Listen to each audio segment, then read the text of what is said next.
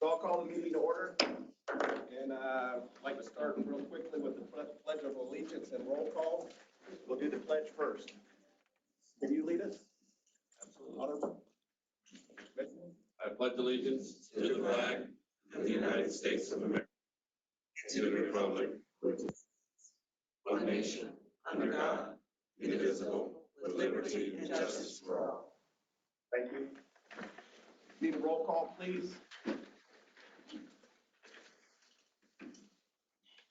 Commissioner Reggie Bellamy, Here. Mayor Jane Castor, Councilman John Dingfelder, Councilmember Deborah Figgs Sanders, Commissioner Renee Flowers, present, Secretary David Gwynn, Present. Commissioner Jeff Holcomb, Present. Jim Holton, Present. Commissioner Pat Kemp, Commissioner Janet Long, present, Seth Manuel Jr., Present. Secretary L.K. Nandam, Nicole Mills here for LK Nandam. Commissioner Kimberly Overman, Present. Commissioner Catherine Starkey, Mayor Ken Welch, so that does give us a quorum. Thank you. And thank you for everybody showing up. A quorum is a very important part of our ability to do business, so I appreciate everybody attending. Do we have any public comments this morning? We do not have public comment. With no public comments, we'll move into action items. We have several of our board meeting minutes that we haven't been able to approve, but now that we have a quorum, I would like to have them considered for approval. I'm assuming we can do them individually or collectively as one. I would move approval of all of them, Mr. Chair. I have a motion for approval and a second. All in favor, say aye. Aye. Thank you. Next action item is our meeting calendar, and our chair will recognize David Green. Thank you, Mr. Chair. Good morning, everybody. We included in your packets this morning an updated master calendar. There are 3 updates from the calendar that was in your packet a month ago, and it reflects some comments that you all provided at that time. Number 1, we included the meeting that everybody agreed to have this morning. The July meeting location was changed from Hernando County to Hillsborough County based on the thought that we should probably have all of our meetings within either Pinellas, Hillsborough, or Pasco counties, not Manatee or Hernando. So we did change that location. And then we updated the date in August, which was originally the 19th. Commissioner Holcomb identified a conflict with that date, so we moved it to the 26th instead. So what's in front of you is the updated calendar, which we would like the board to approve so we can publish that publicly. I'll make a motion to approve the calendar, but I would also like to include in that motion that all members notify at least 48 hours ahead of time whether or not they're able to physically attend for quorum. So if we want to add that to the calendar notice, I'd like to make that recommendation so that we are good about making sure we know who can and can't be here. So I'll make that motion. Is there a second? I'll second. I have several seconds, so it must have been a very popular motion. Great motion. All in favor, say aye. Aye. And thank you, David, for putting that together for us. Absolutely. I continue to recognize you, David, with our CAC appointment. Yes, the city of Tampa has appointed Brandy Miklas as the CAC representative. Brandy is the infrastructure and mobility program coordinator for the city. She has a tremendous amount of transportation experience. She previously worked for Jacobs Engineering and HNTB, would be a great addition to the CAC. And we are asking that the board affirm her appointment to our CAC. So moved. Second. A motion and a second. All in favor, say aye. Aye. Thank you, David.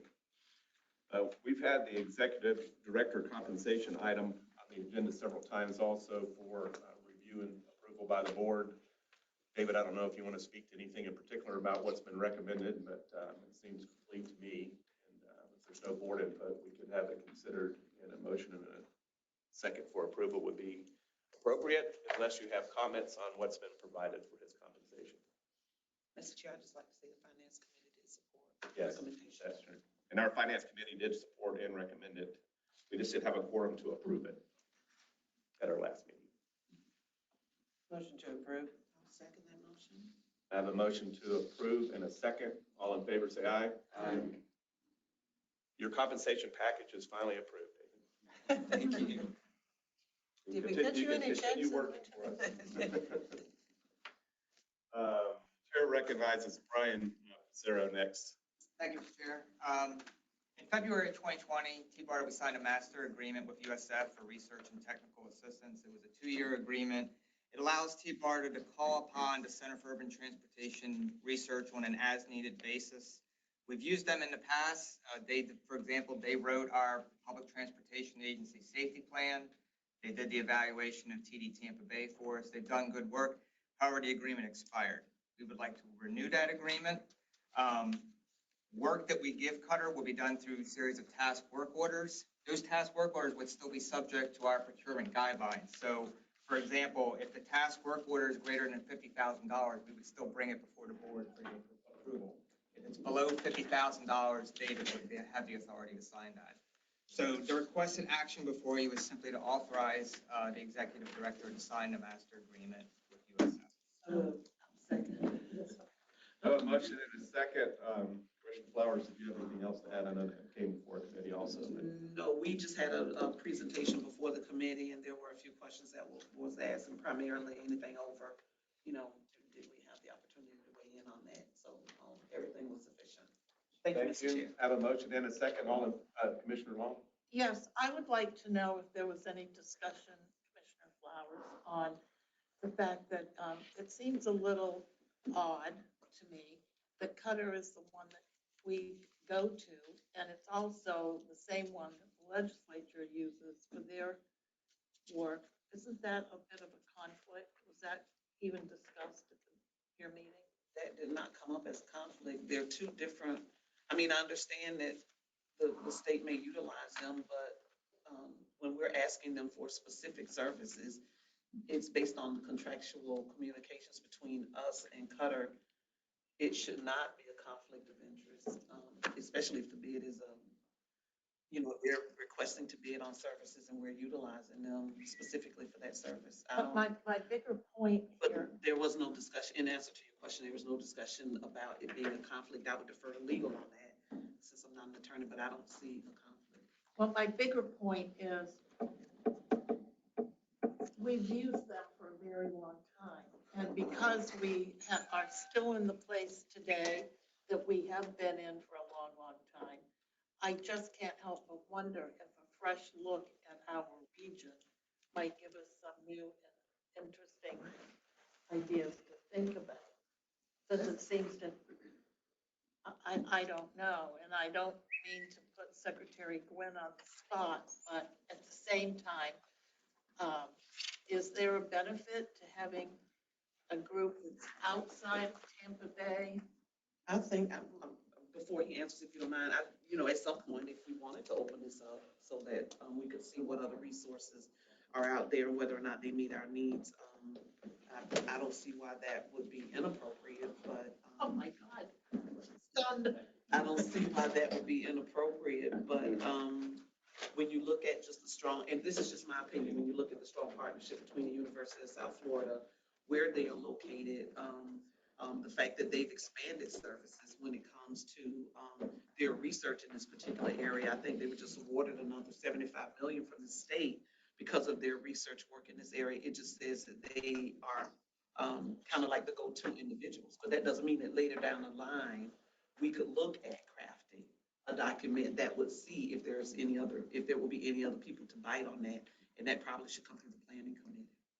Before the chair recognizes Commissioner Overman, I would like legal's input as to whether they consider Cutter having any kind of conflict of interest.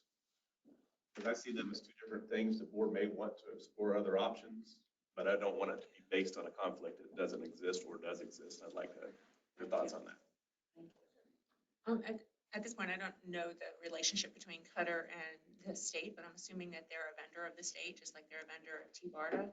And it's very common for government entities to have the same vendor.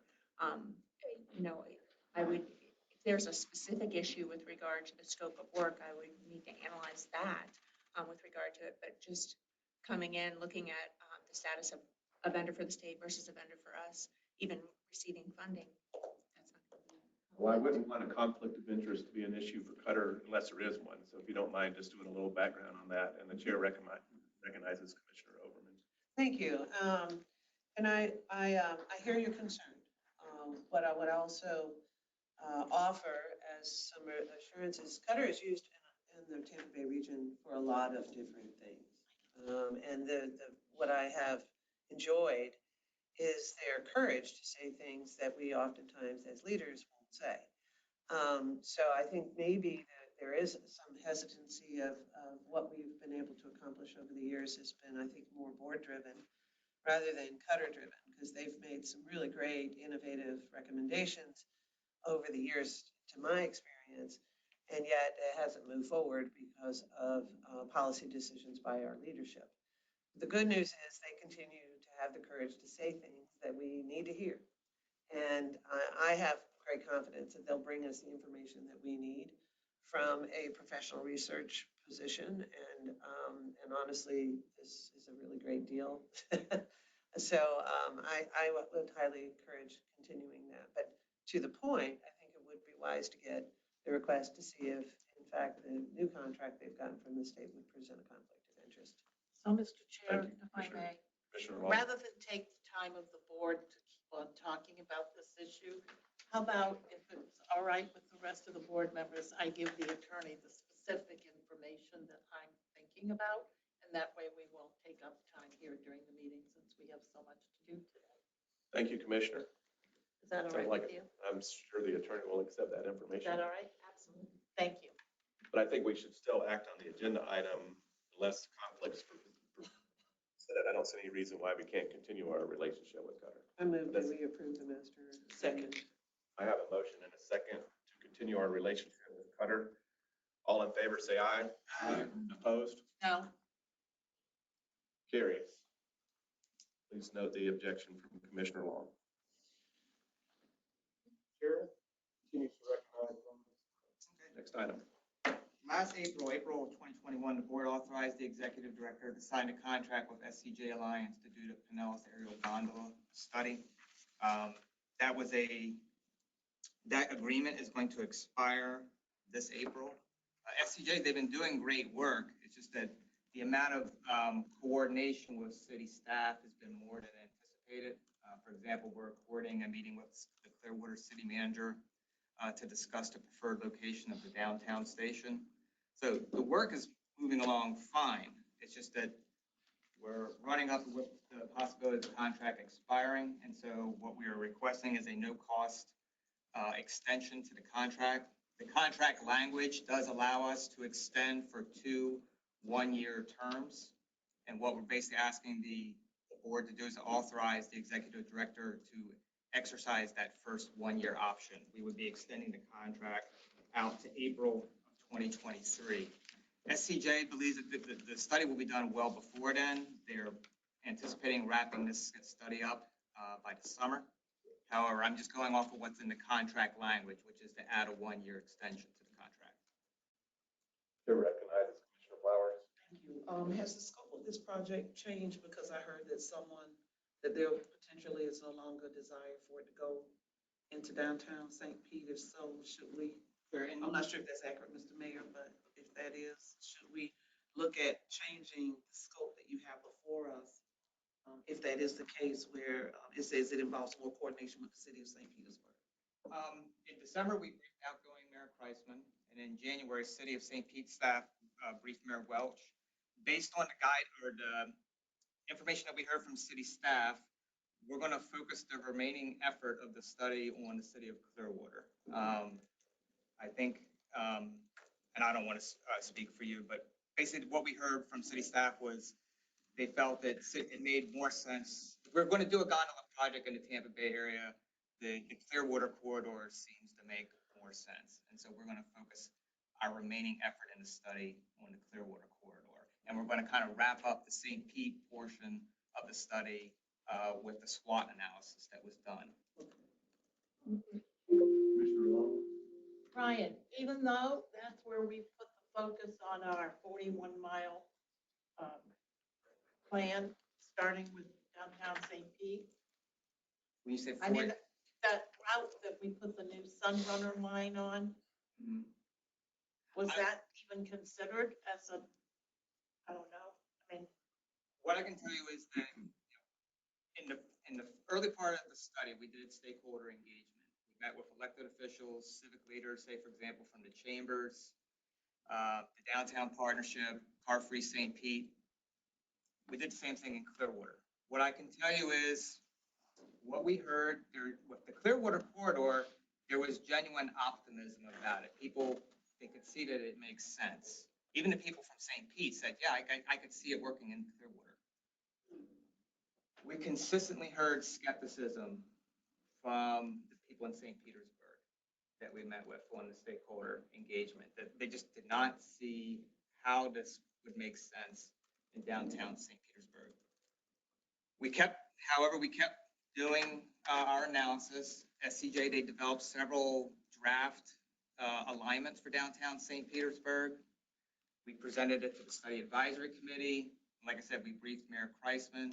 We also briefed Mayor Welch. But the feedback we're getting is there just doesn't seem to be support for it in downtown St. Pete. Mayor, Yep. and not to, but does the data show that? All of the routes that SCJ came up with are technically feasible. I mean, they could be built. It's just a question of priorities. If there's no, I mean, there's the technical aspect, but there's also the political and public support aspect. If there's no public or political support for it, it doesn't make sense to continue. Sure would like to recognize Mayor Welch. We had a great voice, Mayor Kreisman, for your recent position and newly elected position as Mayor of St. Pete. I'd like to get your feedback and input and an introduction to the board. I didn't see you slip behind me earlier, but congratulations on your recent win and leadership ability in St. Pete, big city and a big footprint for all of us. Thank you, Mr. Chairman. It's an honor to be here with so many great leaders, some that I know very well and some that I'm looking forward to getting to know. And nothing like jumping right in on a subject, right? That's what my I didn't mean to start early. my first 63 days or whatever has been, and we did have an early briefing. I just, having served on the commission in PSTA, the Clearwater loop makes all the sense in the world, parking on the land side and then getting folks over to the beaches. I think there just needs to be a lot more community input. And if you saw what happened with our complete streets on MLK, even a project of that scope, there was a lot of pushback because the neighborhoods weren't aware that they were losing a lane and some of the other changes that were coming. Was this a 4th Street alignment? The third alignment that SCJ was recommending was going along Fifth Avenue. There was an east-west and then there was a north-south. Basically, the east-west alignment they were recommending would go along Fifth Avenue south, so south of the Trop, from the Warehouse Arts District over to First Street. And then you would have a north-south alignment that would take you up towards the pier. It'll take you up where? Towards the pier. So it'll be going through downtown. Yes. And it just needs to be really carefully communicated. I think the visual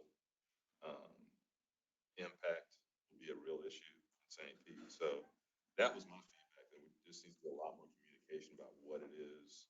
I know this isn't the design phase, right? Conception. Yeah, this is just a feasibility study. Right.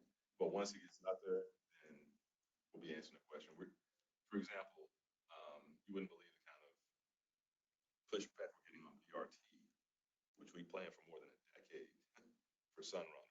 And I'm still getting questions. Do you see what's happening on First Avenue? Well, yeah, we've been talking about that for a decade. And now folks weren't in the loop and didn't know about it. So that was my feedback. There needs to be a lot of communication, and Clearwater makes a lot more sense right now to me. I don't remember city council discussing the aerial gondolas at this point. So that was my. Brian, your lead to this extension was related to that, right?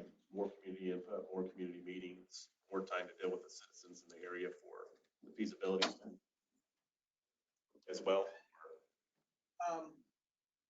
No, I mean, this what our plan of action going forward is to wrap up what we have right now with the St. Pete.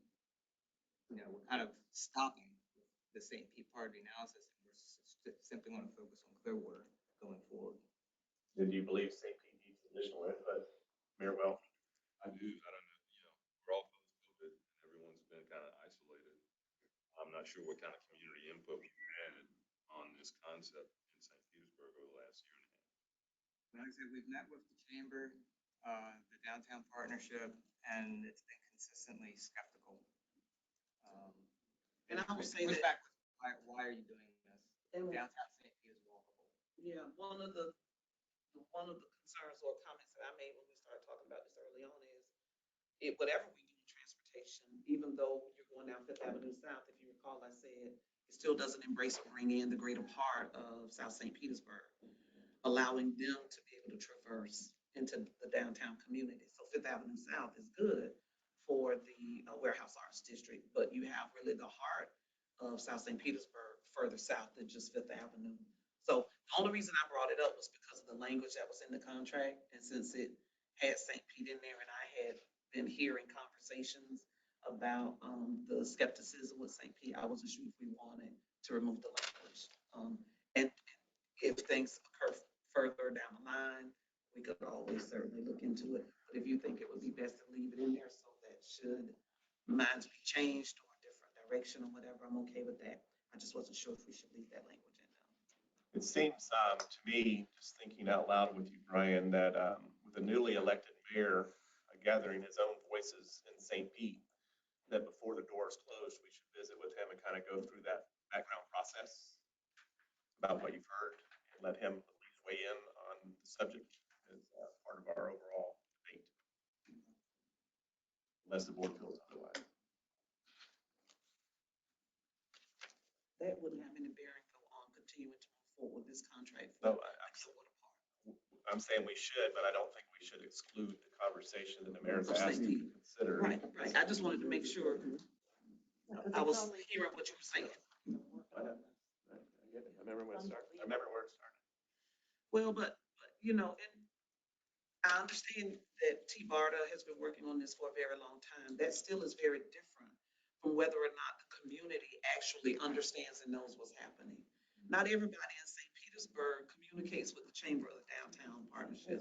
So if you are not in that cluster, then there are some things you don't hear about. I do a newsletter so that stuff we're doing on the county level gets out.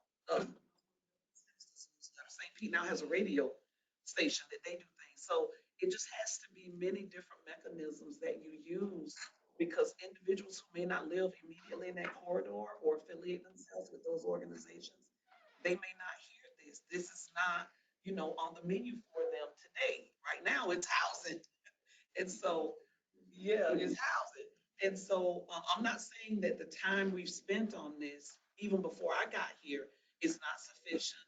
It's not adequate, but it still doesn't necessarily communicate to others who would be buy-ins and partners if they only knew more about it. So I believe that's really what's being said. That's a question, Mr. Chairman. Yes. So when did this process start? I see April 21st in the agenda item. Is that the start date of the study, or was it prior to that? It was For the conversation? They began their work roughly around May. of 21. So just concurring with Commissioner Flowers, I had a lot of discussions and debates and neighborhood meetings last year in the campaign. Not one time was this mentioned in any of those venues. So I just don't think the community awareness is there about this. So I think that needs to happen. But it's fairly easy to build a no vote. It's harder to build a consensus. So we'd like you to have some time to weigh in on it. And, I think Brian's question is, I would recommend. he's the first question we need to answer. Sure. Two. Commissioner Holcomb. I I am nowhere near an expert in St. Pete. Probably only been there a few times, commissioner from Hernando County, but I did have 25 years experience in the DC, Baltimore area, okay? And so in that experience, people want to get into mass transit. For number one reason is it's too painful to use vehicle transit. That's number one. So this predates me also. So I'll say that if this gondola project is to work for St. Pete, it either needs to be for the business community, from a commuting aspect. Maybe there's lack of parking to get to the places where folks do a lot of work, or it needs to be more of a tourist situation to get to the ballpark and the downtown and the tourist attraction. So if it's not checking those two boxes, and I would put them in that order of priority, then it doesn't sound like it's working for you. And like I said, from a 1,000-foot level and really not knowing the details of this because it predates me, I kind of agree that St. Pete may not be the fit in more of a Clearwater, especially with the tourism thing, with access to places that don't have great parking. It's hard to access different parts of the beaches, the restaurants, the attractions in Clearwater. But again, if you need more time to look at it, by all means. But I would think, the business community, the folks that are commuting and working, and tourism in that order. Thank you, Commissioner. Yes, Brian. With your people that we did meet with, I mean, outside of the chamber, we also met with the St. Pete Downtown Neighborhood Association. And I think I mentioned Car Free St. Pete, which are generally transit advocates. And in general, the feedback that we got was they asked us, what problem is this gondola meant to solve? They couldn't see it. Like with Clearwater, it's like they could see, like, okay, I get it. I see the problem that you're trying to address, the causeway. When it came to St. Pete, the consistent answer we got was, I don't see what the problem is that you're trying to solve here. It's a solution in search of a problem. Is kind of the pushback that we got, even from the the Downtown Neighborhood Association. So, Any other discussion? Chair, Yes. I'd add to these comments as well, and I think when the genesis of this from a business point of view started coming up with some of the gondola vendors, their first choice, I think, was Clearwater, because the number of ridership there would be greater. There was tourists, and as Brian discussed, there would be, the mobility issue from the beaches, across the causeway. I think St. Pete was looked at as a secondary option for kind of a demonstration project, but a lot of the metrics in terms of actually getting people around really weren't there. It was more of kind of a amenity to get something started. So I think even from a business point of view, St. Pete was a secondary choice. And echoing the mayor's thoughts, I don't know that we've made the case from the community that we really need this as something to go forward with. I think it would work perfectly in Clearwater. And I think that was the original thought from a lot of the vendors out there. And now Clearwater seems to have that. I would suggest maybe focusing on that first and delaying decisions on St. Pete, pending more study from the mayor's office and everyone else. So what's before us for consideration is continuing our relationship to complete study. Brian had brought to our attention the potential of closing the door on any further input from St. Pete. I don't think we should take an action on that. It's more of an internal study discussion. And the mayor's asked for the opportunity to visit because he's campaigned in the area and hadn't heard it as a major topic to oppose or support. So I think all I'm wanting to do is move forward and not limit or take St. Pete out of any further discussion. I move contract as presented. Second. I have a motion and a second. All in favor, say aye. Aye. Chair recognizes Kenneth Bowden, Commuter Van Pool Services. Thank you, Chairman. Good morning, Board. I bring forward an action item to approve the third amendment to the agreement for commuter van pool services with Enterprise Leasing Company of Florida. On June 22nd, 2018, the governing board approved the contract with Enterprise Leasing for the provision of van pool services. The agreement was structured with a 2-year base term beginning July 1st, 2018, and included options for renewal for 3 one-year periods. The base term was to expire on June 30th, 2020. However, the board has since approved 2 amendments, the second of which renews the agreement until June 30th, 2022. Staff has now prepared the third amendment to renew the agreement for the final option year. So that would run from July 1st, 2022 until June 30th, 2023. Staff is fully satisfied with Enterprise's performance. We do not recommend any changes to the contract terms or conditions. And in terms of the fiscal impact, there is no change. The subsidy remains at $400 per month per vehicle.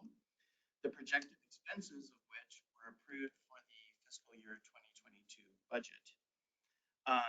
We recommend approval of the third amendment for commuter van pool services with Enterprise Leasing Company of Florida. Thank you. Are there any questions this morning on the van pool program or comments? Have a motion for approval. For a second. And a second. All in favor, say aye. Aye. Thank you, Kevin. Chair recognizes David Green on our office lease. Yeah, thank you, Mr. Chair. Just wanted to update the board on where we are with the office lease. You may recall that we are currently in an office space in a building that Fdot owns in West Shore. They allowed us to use that space until things progress with the West Shore Interchange project, which they're beginning to plan for now. So we need to vacate that space this summer. And I've been working with a commercial real estate broker to identify a new office that we might be able to move into. We did find one, which is also located in West Shore. We received a draft lease from the landlord. I provided that to General Counsel, who's reviewed it and provided comments. I forwarded that back to the broker and the landlord for review. And I anticipate that we will probably have a conference call with them next week to talk through all of the concerns and comments. But I anticipate bringing a draft lease back to the board for consideration next month and hopefully approval. Thank you, David. I appreciate that update. Any comments or questions for David? I have a question, Mr. Chair. Commissioner Long? What's the amount of the lease? The amount, it's roughly less than 2,000 square feet at an amount of $26.50 per square foot. So we budgeted about $5,000 per month for our lease, and this is coming in around $4,300 a month. And to give you some perspective, the lease that we had prior to the current one, the one over the Meridian, was almost twice as large in terms of square footage. The monthly amount we paid there was $8,483, so about $8,500 a month. This will be less than $5,000. If you don't mind cheating a little bit, we can cut that in half in Brooksville for you.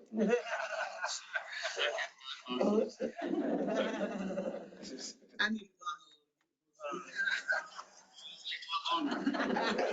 I agree. Cause I'm getting the scooter today and I don't know to take me out. Get your van pool. Yeah, thank you. You got a meeting trail already. Thank you, Red Line. For that Now out. we gotta motivate it. I know, you're looking for it. Point out one other thing. Yes, Mr. sir. Chair, we developed a board meeting attendance tracker based on some requests that we received last month. We did include that in your materials today, and we'll continue to see that in the board packet moving forward. Commissioner Kim. Yes, thank you. I just wanted to say that I know I wasn't here for the original approval of the minutes for last month, but I'm not included as being present nor absent, even though I'm stated in the minutes. It's happened to me more than once that I have not been noted as present on the minutes. So I just like to point that out. That's February 18th minutes. Who's definitely Yeah, I'm in the minutes, but it's more than Probably once she that came in that's after occurred. the roll call, but she did, and she said, yes. We had accepted the minutes previously into our records without modification. Do I have a motion and a second to I move modify? approval of the minutes modifying that Commissioner Kemp was present, please. Second. I have a motion and a second. All in favor, say aye. Aye. Thank you. You're now present. I think. Mr. Chair, I just Good. wanted to point it out. if I could just real quick, first, welcome to District 7. Glad to have you here. One thing I wanted to, I always want to point out, if you look, we don't have microphones on our tables. Those blue, or those green things up there are recording, and this is going to be posted online. And I only like to point out that if you're sitting way in the back, or you're sitting on the side, or you're sitting in, it could very well show up. I just like to make sure everybody knows that they're very sensitive microphones. So I'm just saying that, just so you know that those things are very, I could be talking here really quiet and it could be showing up on there. So I just want to make sure everyone's aware of that. That's And all. I listened to myself and I did hear the conversations. Good. Very good conversation about Secretary Flynn earlier. Thank you. It's nice. It's a nice system you have here. And I really like this. It's one of my favorites for our board meetings. I like it. I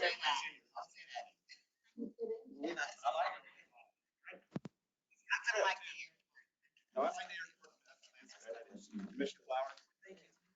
David, as far as moving, if we select this location moving over, how is it as it relates to accommodating any of our phone trunk systems? Will you have to get a new phone system, computer systems, any of that? Everything is just shift right over? She's talking about the office.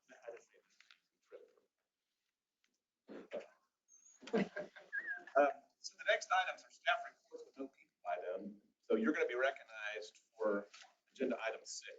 Yeah, the staff reports are just materials that include for information purposes. I know, but any comments, questions, pull anything out, flag anything for the board of interest?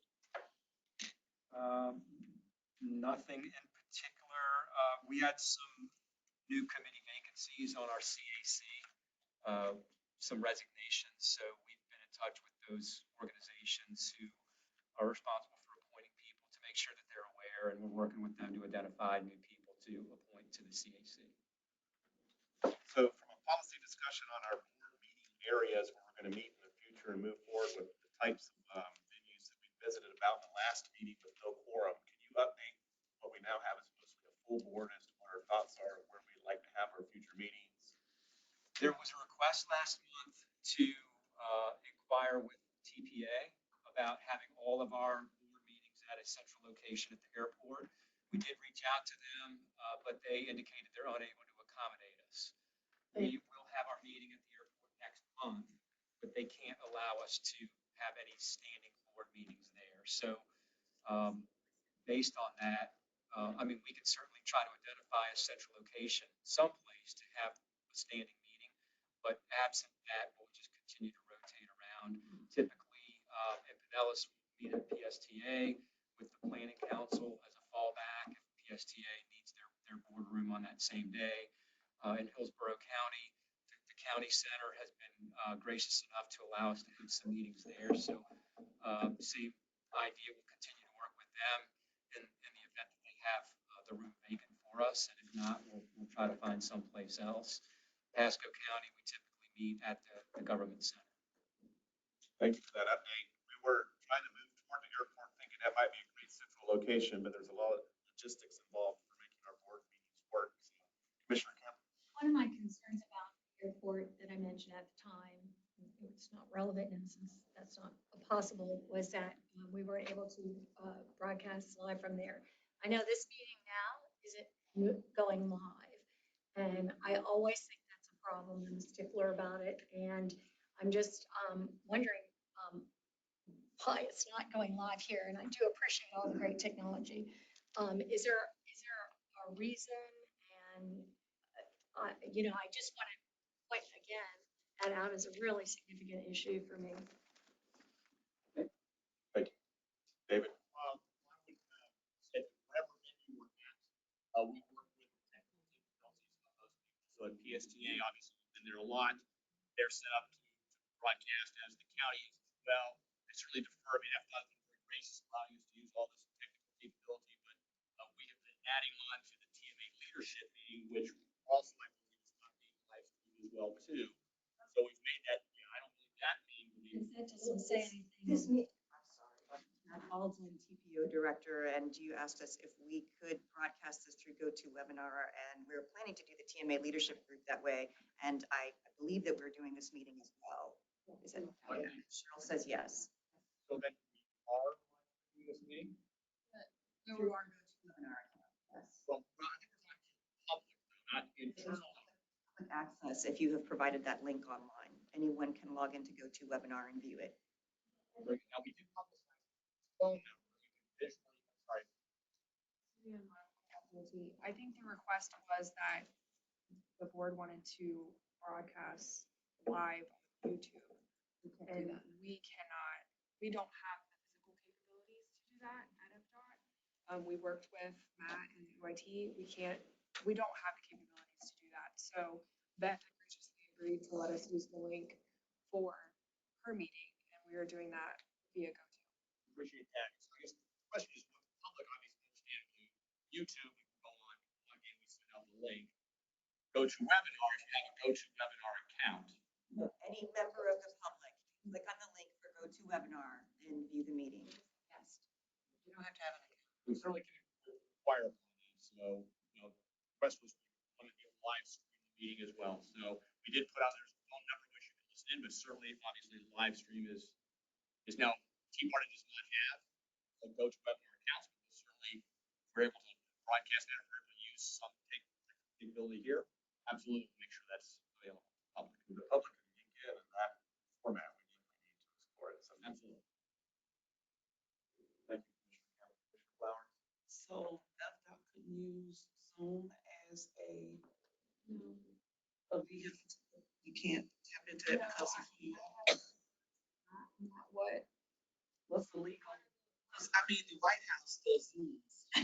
You know, I'm just saying, the Congress people use Zoom, they use those. We have platforms, but I believe Matt would be the person that would be able to speak. I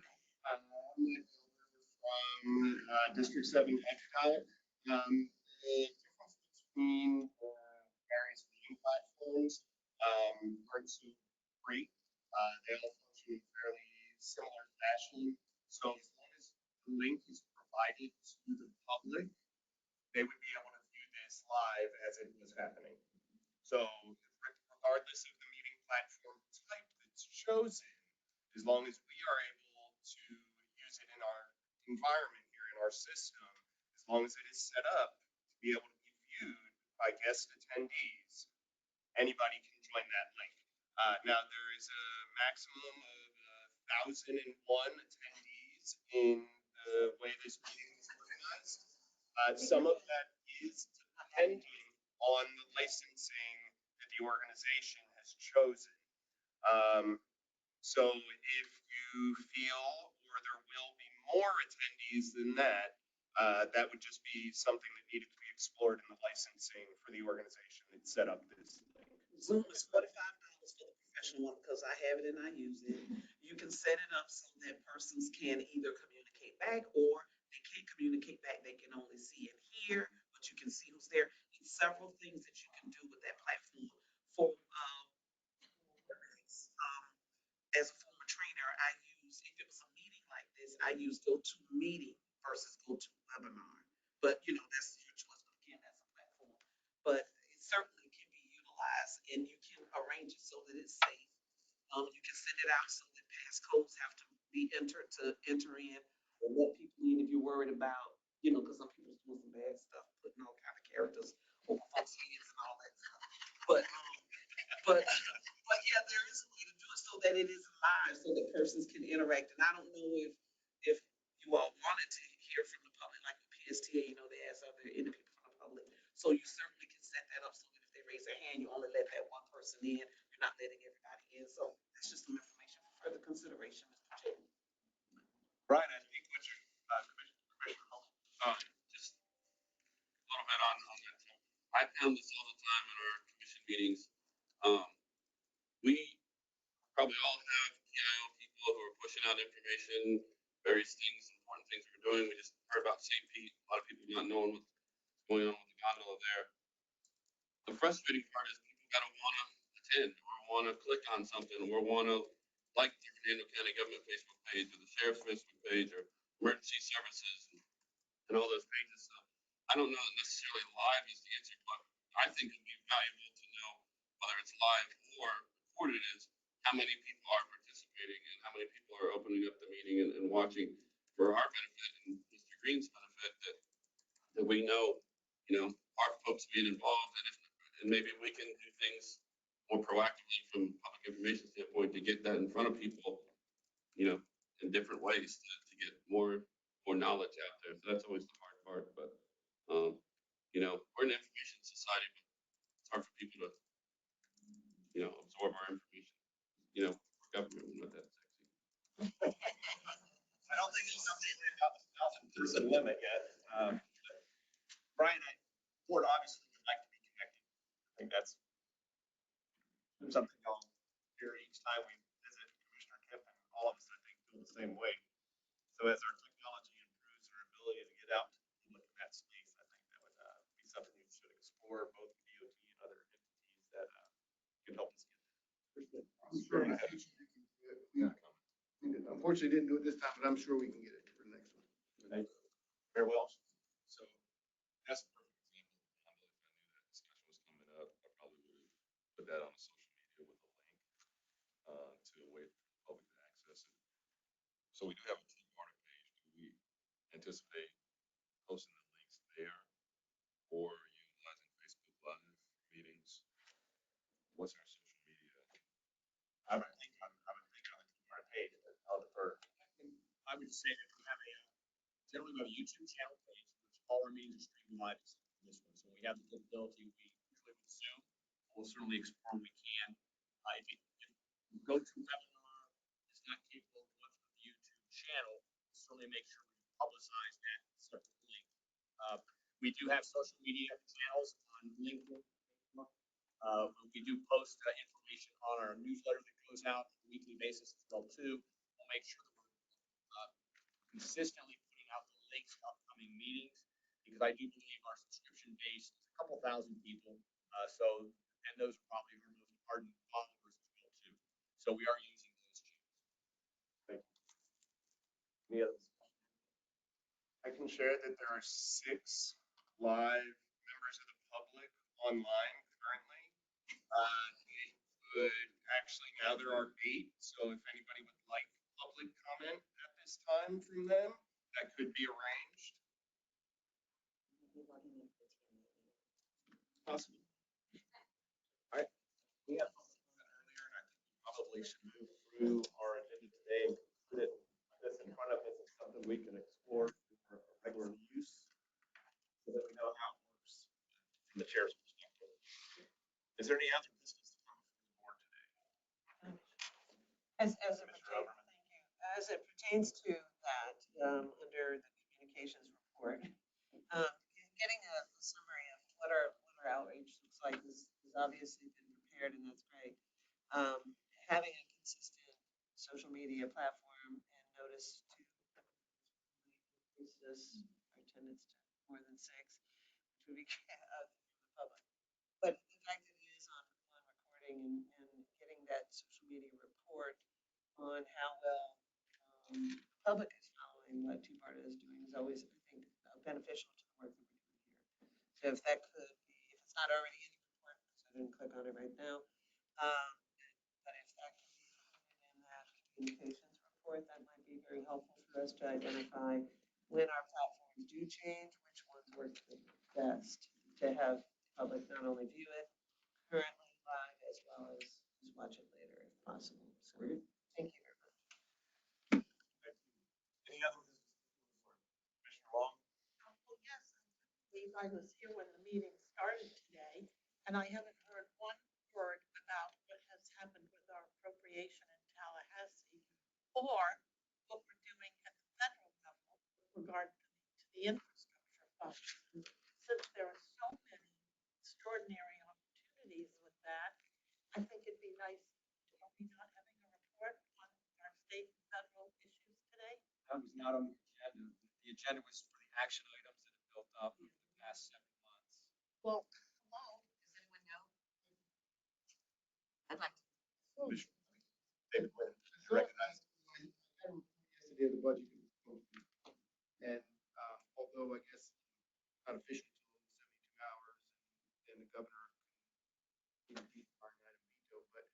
did see two items from TBARTA in there. One was, I believe, 375,000 for operations. The other was $1 million, I believe, for transportation disadvantage. Yep. And the good news on it was it didn't have any state transportation trust funds.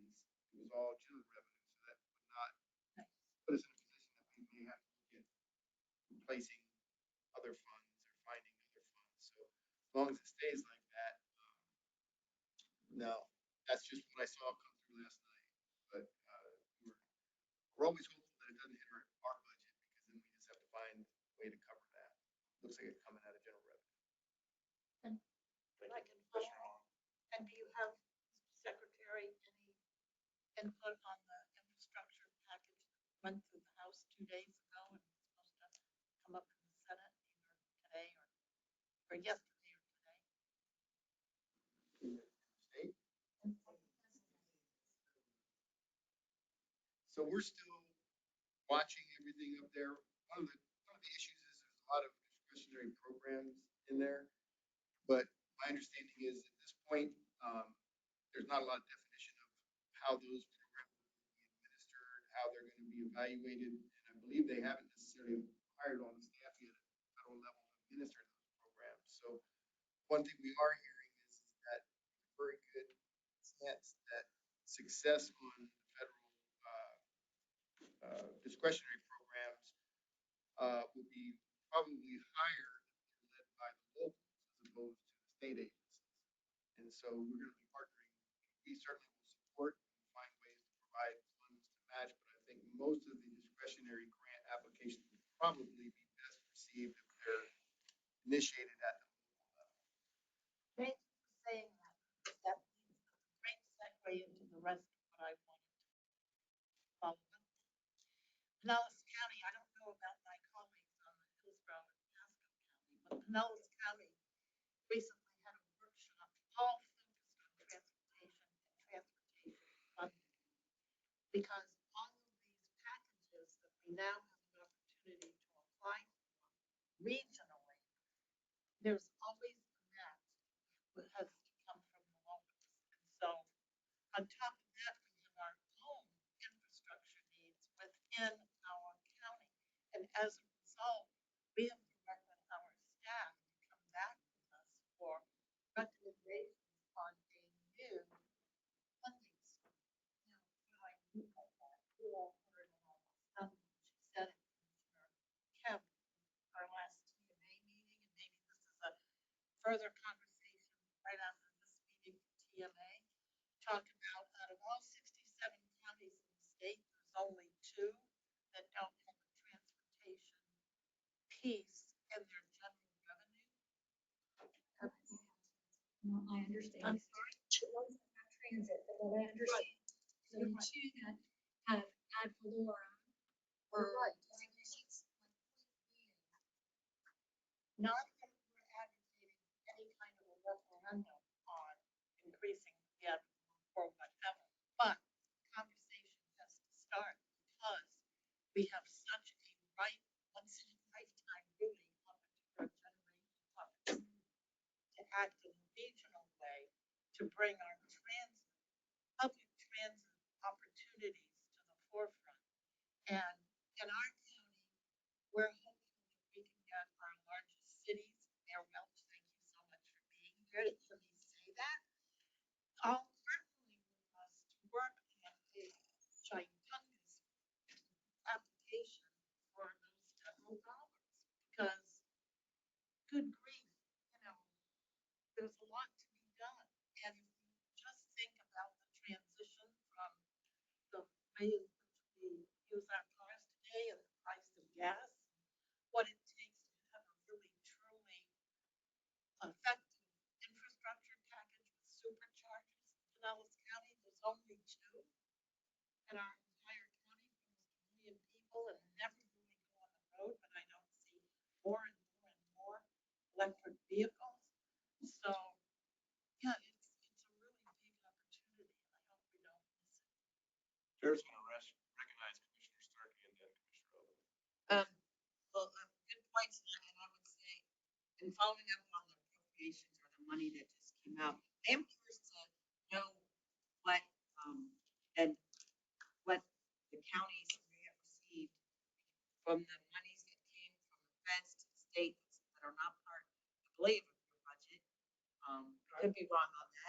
At Pasco County received, and we don't know if it'll survive the governor, but we received 14 or 15 million to continue Ridge Road from the Sun Coast working towards 41, which is a really important road in our county.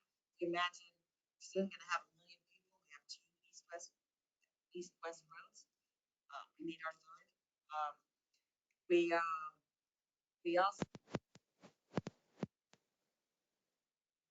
County Line Road. We see some. I think did that one go through? So we have 15 million towards that road, and we signed that letter to that we will be going for a grant, will grant, or raise grant. What's it called these days? Raise grant to help get more funding for County Line Road with Orlando County. So what happened in Hillsborough? Did you receive any funds to do anything? I have no knowledge of We it. got two sidewalk grants and another one, but here's to answer your question. I'd like to make a recommendation that at the next meeting, we have a presentation on the infrastructure plan. And since this group, along with the following meeting after this one, deals with our regional transportation issues, that where TBARTA's mission can be accomplished and understood when it comes to the opportunities of the infrastructure plan, that we have a good sort of primer on how TBARTA could benefit from programs and plans within the infrastructure plan.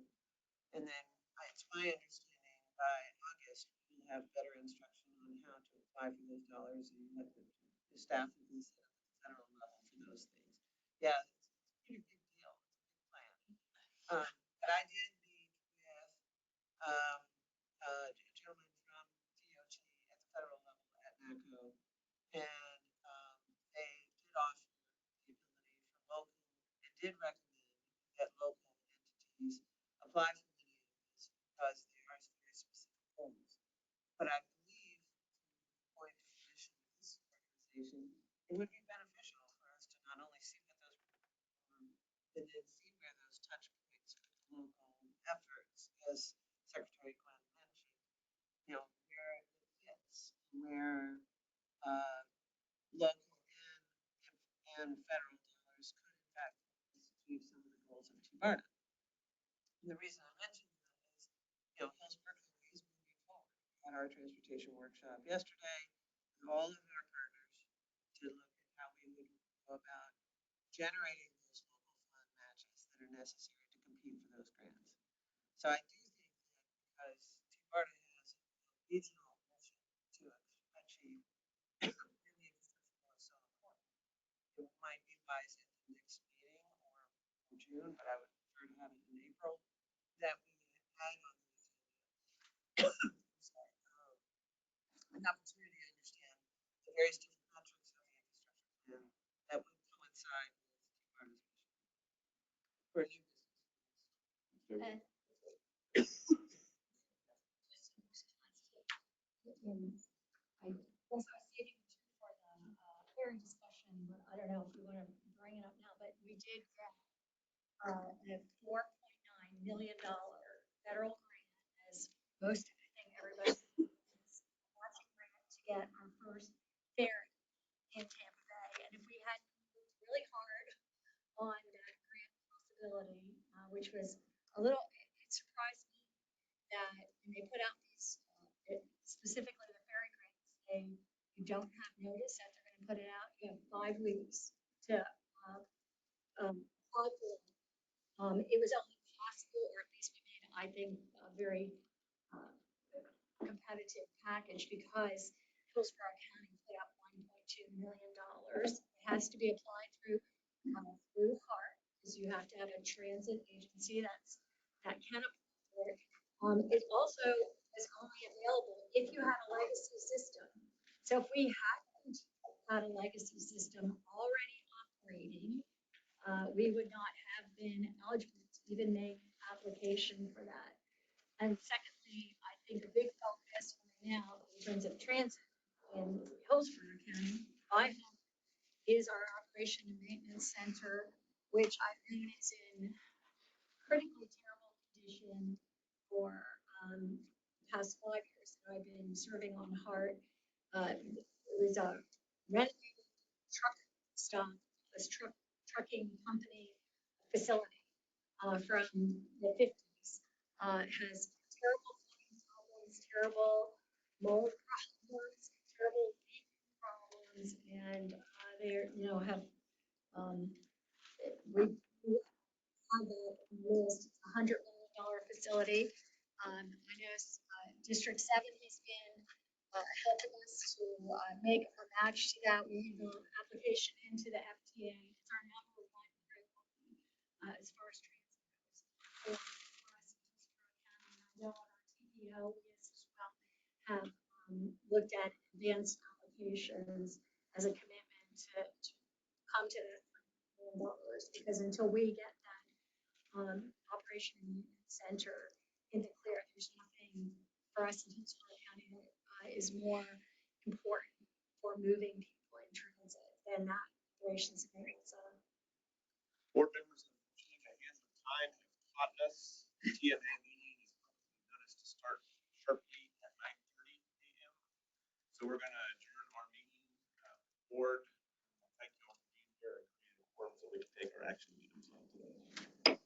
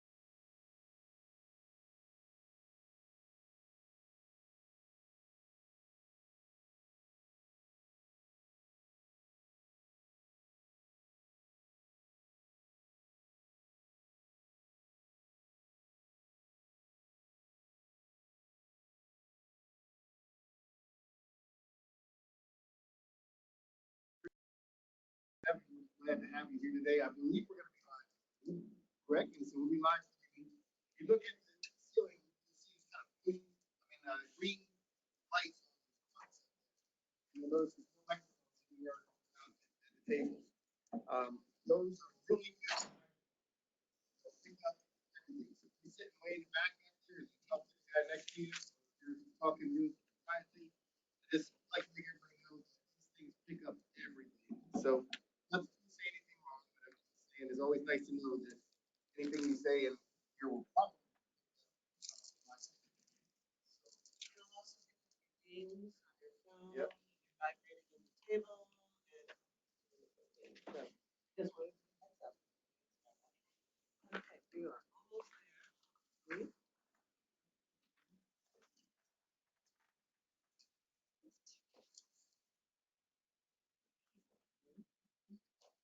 Also, bathrooms are right outside. Got some lovely.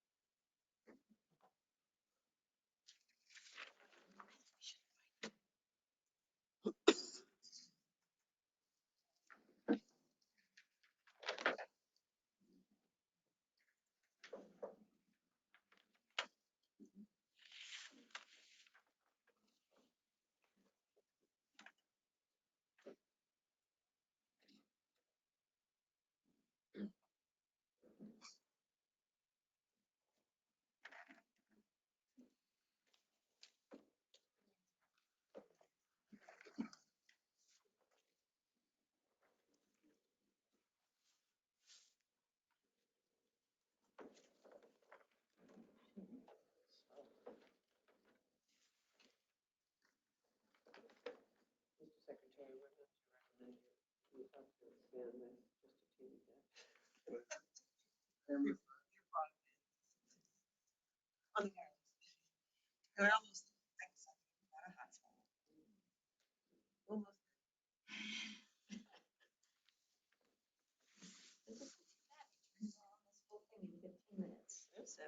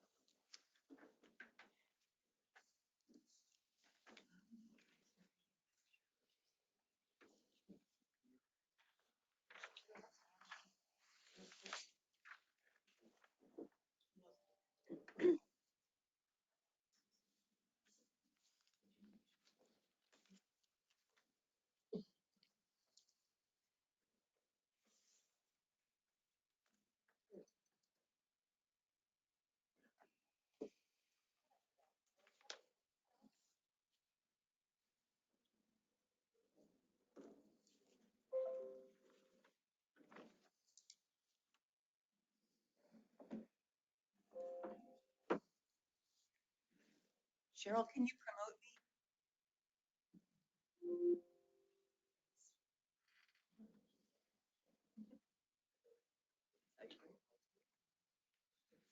Okay, good morning. Welcome to the TMA Leadership Group, which is a subcommittee of the Sun Coast Transportation Planning Alliance. With that, on March 11th, we were hoping 9:30, but we're almost there. We want to make sure that those that are online or those that want to participate were available. So with that, I'll call the meeting to order and welcome everyone here. What I'd like to do is begin with a roll call for those that are in attendance, and then we will rise to pledge allegiance and move forward. Roll call, please. Commissioner Overman? Here. Commissioner Kemp?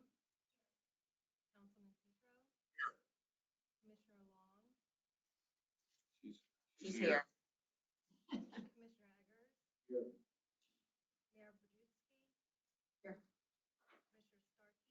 Here. Commissioner Marino? Online. Councilman Murphy? Commissioner Fitzgerald? Patrick, sorry. Here. Present. We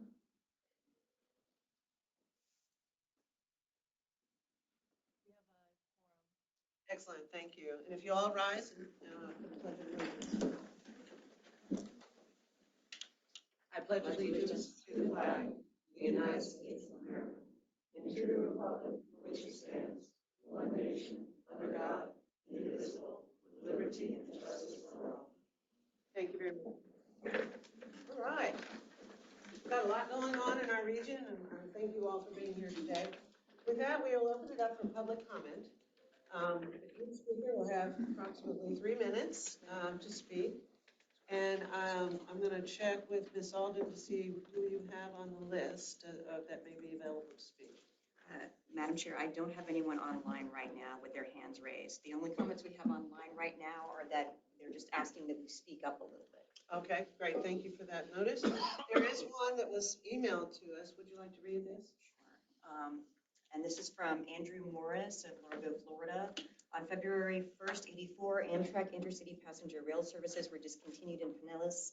April 30th, 85, the state-supported Amtrak Silver Palm that operated between Miami and Tampa was discontinued after state funding was cut. The Tampa Bay metro area has less intercity passenger rail services than it did in the 1980s, even though the population has more than doubled. The bipartisan infrastructure law has given us the chance to correct past mistakes in the Tampa Bay metro area. As this metro area continues to grow, major cities like Tampa, St. Pete, and Clearwater need frequent state-supported Amtrak services connecting to other cities in Florida, like Orlando, Jacksonville, West Palm Beach, Fort Lauderdale, and Miami. Investing in state-supported Amtrak services would modernize rail infrastructure, create a strong foundation to support future regional rail planning efforts in the Tampa Bay metro. Amtrak Silver Star should be converted into a dedicated overnight train between St. Pete, Florida, and New York City. Other states like Virginia and North Carolina have made significant investments in state-supported Amtrak. Cities like Charlotte and Richmond have invested in their local public transit, including improving connections with state-supported Amtrak service. State-supported Amtrak service would help strengthen the case for currently proposed transit projects in the metro area. Hopefully sometime in the near future, I will be able to take public transit to downtown Clearwater and be able to get on an Amtrak train there and travel to other cities in Florida.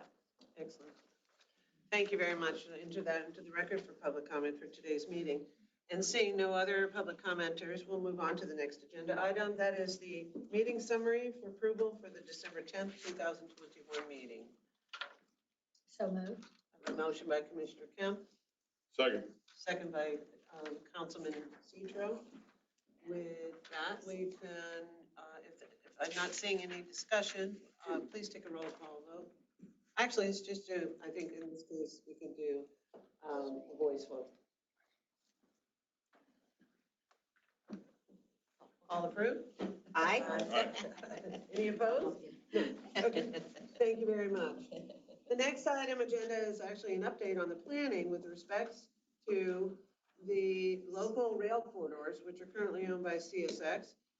We have 30 minutes set aside for that, and the first on the agenda is an update from Bing Gao, a representative of Fdot District 7. Bing Gao, your recommendation. Good morning, thank you, Chair. To give you a quick update, since our last meeting, I think some of you already heard my update on it. So, in the past, we had spoken with CSX about taking advantage of the track, the Clearwater subdivision, as well as the Brooksville subdivision for development of passenger rail. And back in 2015, I think, they did a presentation to the Tampa Bay area, indicating they're willing to sell the tracks. And they list a page of guide on how to get around doing that. So to confirm that that's still, hold true, so we make a phone call to CSX. So we spoke with the government liaison of CSX and found out that right now CSX no longer interested in selling the tracks. However, they are interested in leasing. So, so what we asked CSX to do is bring in their passenger rail team as well as the real estate team to have a discussion on how to go about doing that. And unfortunately, we've been struggling to schedule that meeting because CSX has been very occupied right now with Amtrak as well as the Surface Transportation Board on the restoration of the Gulf Coast service. Amtrak wants to start a new service, restore the service between New Orleans and Mobile. And back then they had 2 trains a day, and now they want to do 4 trains a day. And CSX as well as Norfolk Southern are really having some issue with that, as well as the Port Authority of Mobile, Alabama. So they went to the first public hearing back in February, and they were supposed to have their second meeting on March 9th, but CSX asked to defer that meeting to April 5th, 6th, and 7th, I believe. So because of that, we tentatively set up a meeting with CSX on the 11th, April 11th. So hopefully by then we can bring in their team from Jacksonville and have a more extensive discussion on the approach. That's where we at as far as coordination with CSX. Excellent. Thank you very much. Are there any questions or comments?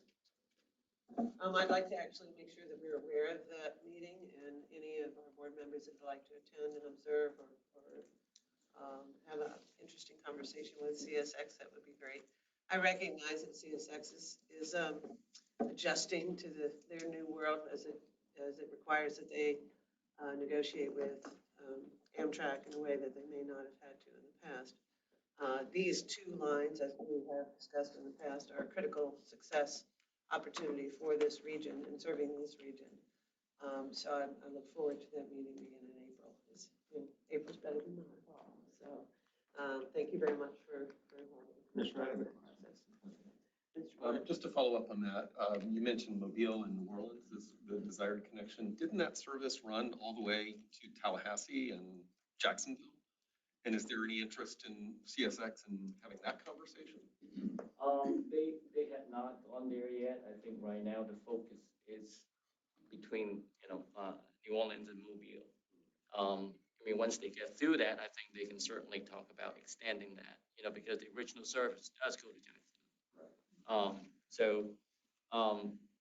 Again, it is a major task for CSX right now, because they feel that once decisions made, it will open up the door. The door's already open.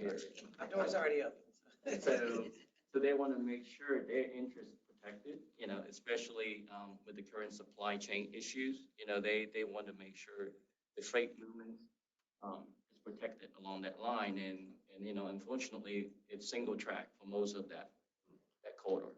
So they're looking at $400 million worth of infrastructure improvement to accommodate that, and Amtrak counted with $66 million.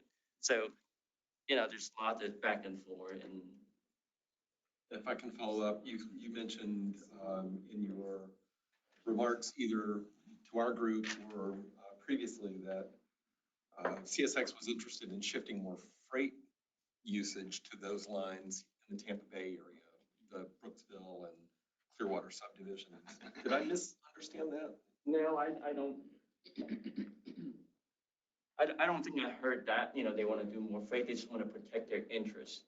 They think in general, overall, not particularly in Tampa Bay area, they want to increase freight service along their line. That's why they're not interested in selling, because they sold off quite a bit of stuff back in 2017 under different leadership. So now they try to focus on the freight business. So they're very protective for their freight movement. Thank you. Councilman Citro, and then Mr. Thank you, Madam Chair. Were they signifying which lines they were willing to lease? Were there any designated lines they didn't want to? We have not gone there, but I think in general, our discussion covered the Clearwater subdivision as well as the Brooksville subdivision, which is go from downtown up to USF and go across the Clearwater, down to St. Pete. That is the Clearwater subdivision. The Brooksville subdivision actually starts here, all the way to Brooksville. So the most vital ones that we really would like for our own transportation needs are the ones that they're reserving. Thank you, Madam Chair. Commissioner Stern.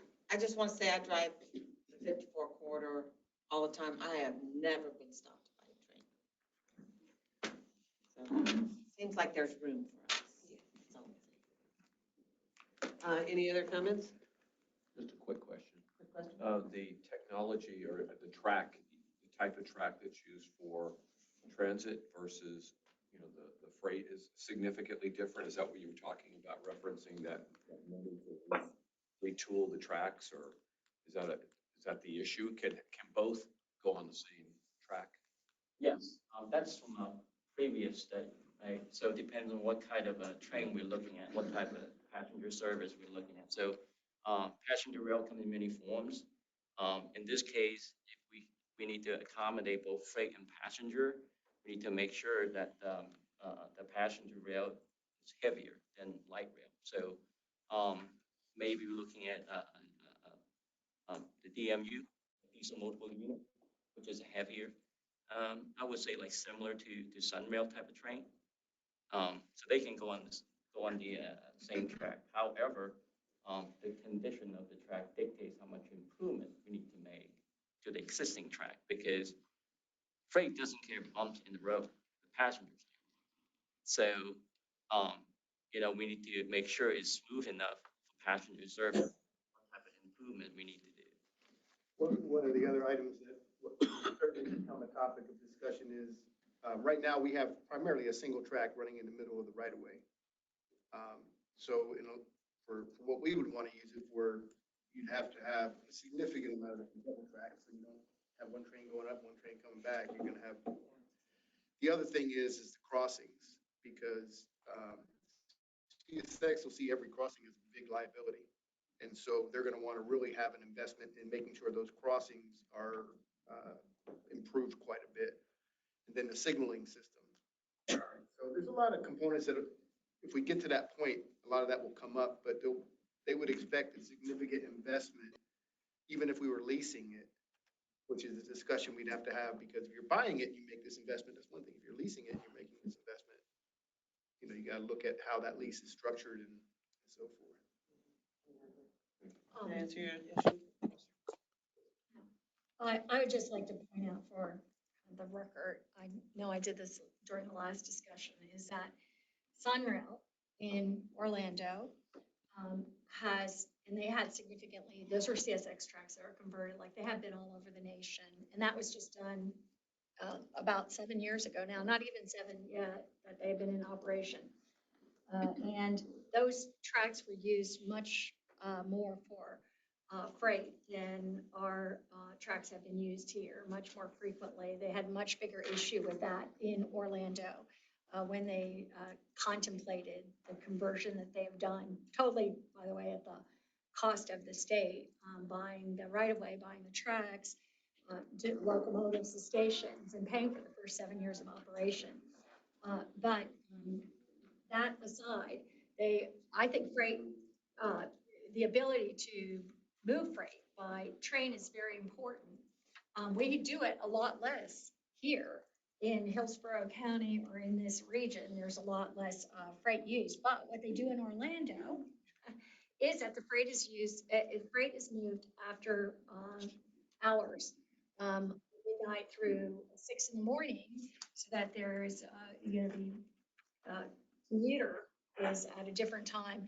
The other thing I think is to make clear, I know Sunrail trains feel rather large. They don't feel like a light rail type of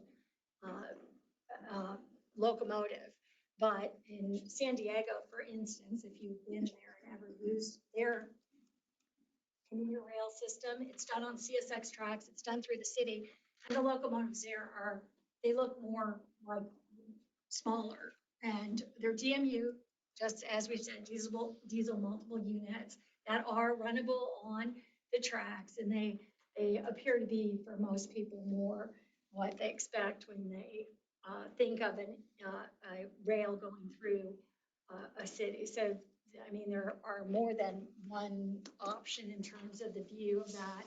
And there's many options in terms of moving freight, especially the de minimis freight that we have here, but that both are being done in Orlando. And so just like to, for the record, point to all that out. Thank you. Any other comments? Just on that, the CSX train that goes through Pinellas County toots its horn at about 7 in the morning, and it's leaving the county. So, and they're done for the day. So you could do all of that, whatever amount that they do, you could do it after hours for sure. It's a good point. Thank you. Yes, and to that point, I know that Ms. Alden and our TPO's effort to try and discover what's possible. We've done some analysis, or at least have some counts on the freight traffic in Hillsborough County and where it might end up, in Pinellas. I also would like to see, and this may be off the mark, but Amtrak has trains, and Amtrak has, is now in a position where they are going to play with CSX. And I don't know that, having that it would be, I don't know when it would be advantageous to consider speaking with Amtrak about potentially servicing in a regional area that's a dead end line for, as the rails occur. We're on the edge of Florida, all those lines end in our area. So if that may be something we would consider in the future, or in the process of the work that TBARTA is going to do in analyzing our right-of-ways and what's possible and what's not, that may be something we look at as an alternative to the longer-term strategy of having to create, dual lines or additional lines and right-of-way that is.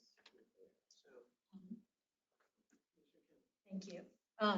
With regards to Amtrak, I'm glad that discussions come up. I also raised that. I get confused about what transportation meetings I know. I speak to different things, but I like this group. If I haven't said it before, it's a well-kept secret that Amtrak is in Tampa every day and goes to Orlando every single day, but just once a day. And it only takes an hour. And it's a good train ride by all accounts. And it costs, something near, I think I've heard $14 to $20. So that service exists today. If we only had more frequent service on Amtrak, we could be, it would be used obviously a lot more. When you can just get to Orlando but can't get back to the next day, until the next day, it's not very feasible unless that's your plan. So I am very interested in seeing if we can somehow step up it all as well. The train that goes right from Union Station in Tampa also goes down, through Orlando and then down to Miami. And it's a matter of, I think, about a 5-hour ride. It's about equal to what the Bright Line, by the way, ride will be when the track is built, but already exists, already does that every day today. So I think that would be, that would be something if we were to try to facilitate more often. If, I'm interested in hearing that other states are making contributions, because I think that would be a great contribution to begin more frequent service. And it could be done today, not a decade from now. Exactly. Madam Chair, Yes. I'm sorry.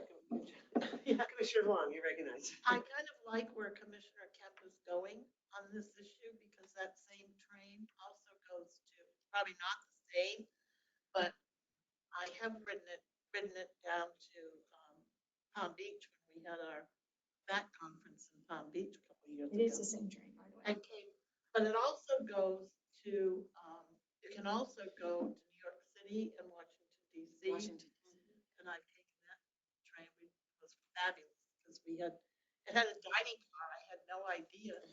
And I was so enthralled by it, because the food was really good.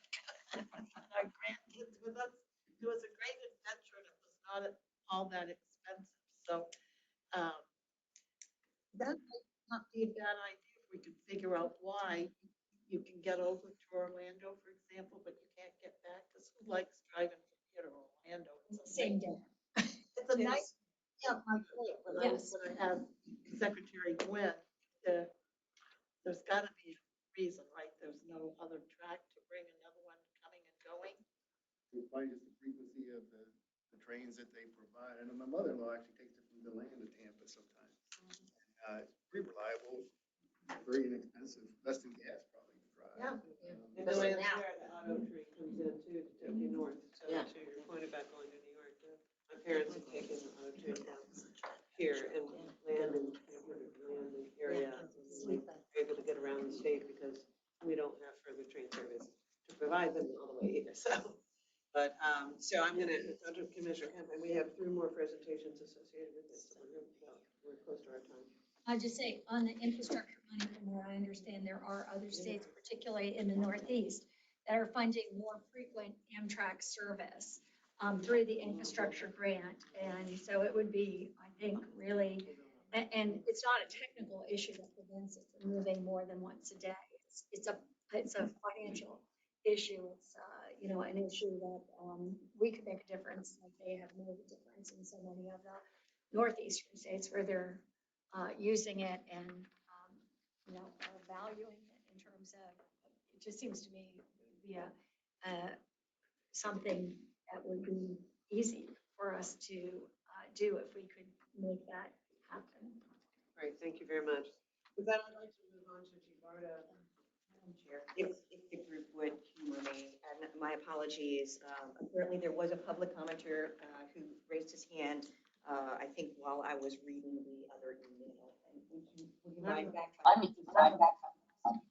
Before we move on to the TBARTA update, which is next, we'll hear from Brian Casanas. Carcella.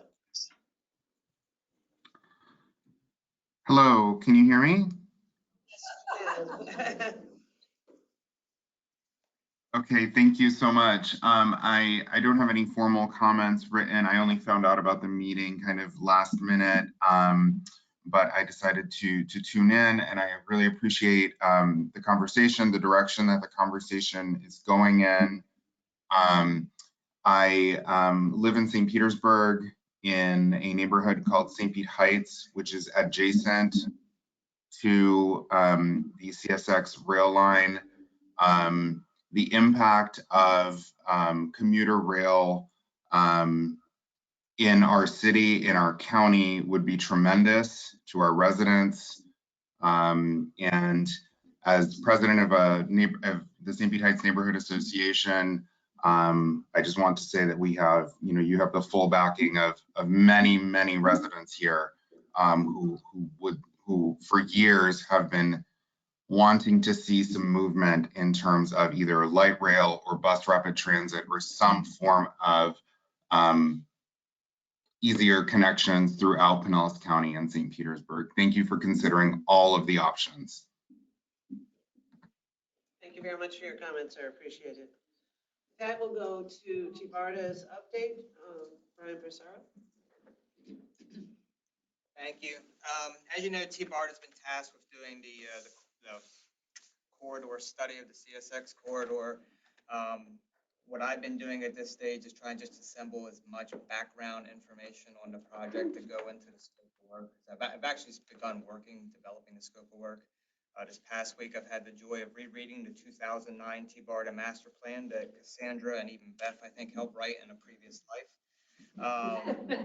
The District 7 rail administrator has put me in contact with some of his CSX contacts so that I can I'm just trying to get as much background information on these 2 subdivisions as possible to go into the scope of work. David's given me a list of questions that he knows of that we would want the study to answer. I'm going to be working with Carl, Beth, and Whit on the scope to make sure that that the study's going to be asking the questions that they want answered. And I'm glad to hear the update from Ming that now we got a date for the 2nd meeting. So today's March 11th, and I think you said April 11th is going to be your meeting. I think what my goal would be is to try and have the scope maybe like 90 to 95% written by then, and then we can refine it based from CSX at the April 11th meeting. Great, thank you very much. Are you anything would you prefer to? I don't show up to things uninvited, but if they want me there, I'm happy to attend. Well, I think in the interest of getting that report done, I think it would be wise to hear, or, you know, given you're trying to do the scope as directed by this board, I think it might be a really great idea. But Let's make a quick comment on it. The April 11 is a tentative meeting day. Mhm. You know, I get feedback pretty much like, well, depending on the outcome of our hearing with the transportation board, you know, Amtrak, all that stuff. So, once I get the confirmation that today we're gonna meet, we're gonna reach out to CSX and ask them, okay, so who else you want to attend, or do you want to talk to DOT first and then talk to the rest? So I will. well, this board wants to meet with them, so let's let them know. I will certainly coordinate. One thing I just say, and I agree with you completely, but we also want to make sure that they're going to come to the meeting and be willing to speak. Great. And not, and if they have an audience that they're willing to openly speak with, we want to at some point bring more people in, but we got to be careful that they just don't show up and don't say anything. And unfortunately, however you want to look at it, they like to deal with the state first because for a variety of reasons. But we certainly want everyone else involved at some point. We just got to negotiate how we approach dealing with CSX in that manner. Madam Chair, if I may, without being a Debbie Downer on the whole concept, because I do believe genuinely that we need to move in that direction. I can share with you that CSX has not proven to be exactly an honest broker in many different respects. And that you heard Brian make reference to the fact that 2009, he's been reading the study from 2009. It's 2022. And here we are doing another study. And, you know, when we had this issue in the legislature in 2010, or maybe it was 7 or 8, 9 or 10, somewhere in there, they were horrible partners because they would take on all the liability. They wanted the state to take on all the maintenance and upkeep of the tracks, which they had not done for decades. So all my final point to my comments is be careful what you ask for. I do agree with Secretary Gwynn. It's important to go into any meeting with eyes wide open. Thank you very much for that. Any other comments or questions? Thank you. Look forward to, oh, sorry. Sorry, I just want to be mindful of the time it might take to move these conversations forward and the window of opportunity to bring funding down here for a regional transportation effort. Because we could spend so much time, even though I do hope we get that opportunity one day on CSX. It's in a great place to benefit our county. I'm just worried that it's going to take so long that we're going to miss out on the opportunity that's in front of us. We'll miss the window. Thank you. I have similar concerns, especially when we've got an infrastructure bill that could really make a difference in terms of moving this forward that we have not had back in 2009. So I'm looking forward to seeing that move forward. And may I also say, Madam Chair, you know, at an APTA conference, David, you were there, that we had in Orlando a couple months ago, November 5th it started. There was a panel of the Federal Transportation Authority higher level leadership who spoke about wanting feedback on the process for getting federal funds. And I think that that's something that as a regional organization, we should be communicating with them. You know, I'm leaving Sunday just for kicks and giggles to go to the legislative chapter conference in DC And Charles Small, who is the local government liaison, is one of the folks that we're going to be meeting with. And so if there was a recommendation from TBARTA, it would be great to talk with him personally about it. Pete Buttigieg, the secretary, is the keynote speaker while I'm there. You know, there are opportunities to talk to these people about refining a process that's been in place for 50 years. We are remiss if we're not nice and crossing T's on making recommendations to them, I think. They're waiting for us. Charles is waiting. And with that, I agree at the TBARTA meeting, since we're talking about TBARTA section right now. At the TBARTA meeting, we discussed the possibility of establishing a presentation regarding the infrastructure bill and how that would affect TBARTA's mission and the goals that TBARTA is working on as a regional transit authority or agency. So with that, I think there is an opportunity for this board as well to consider maybe we do that in a joint way to bring on only all of our transportation partners up to speed on what is available through the infrastructure plan, what the process looks like, what the funding looks like, and how we go move forward.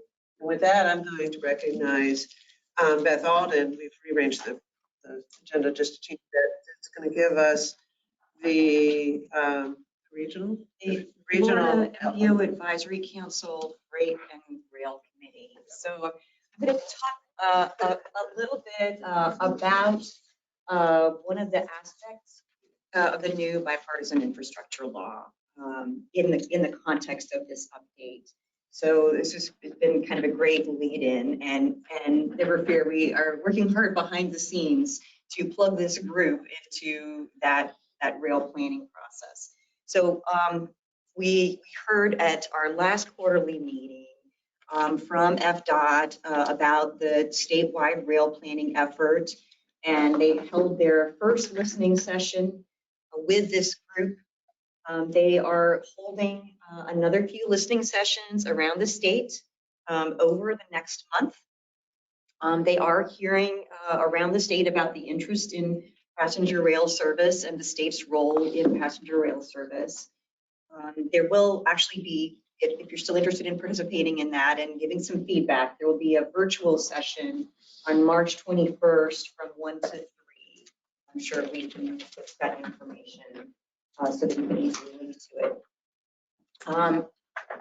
But what I wanted to follow up on there is that the Florida MPO Advisory Council has for a number of years had a freight planning committee to help the MPOs around the state come together on what are some key investments for the state for freight.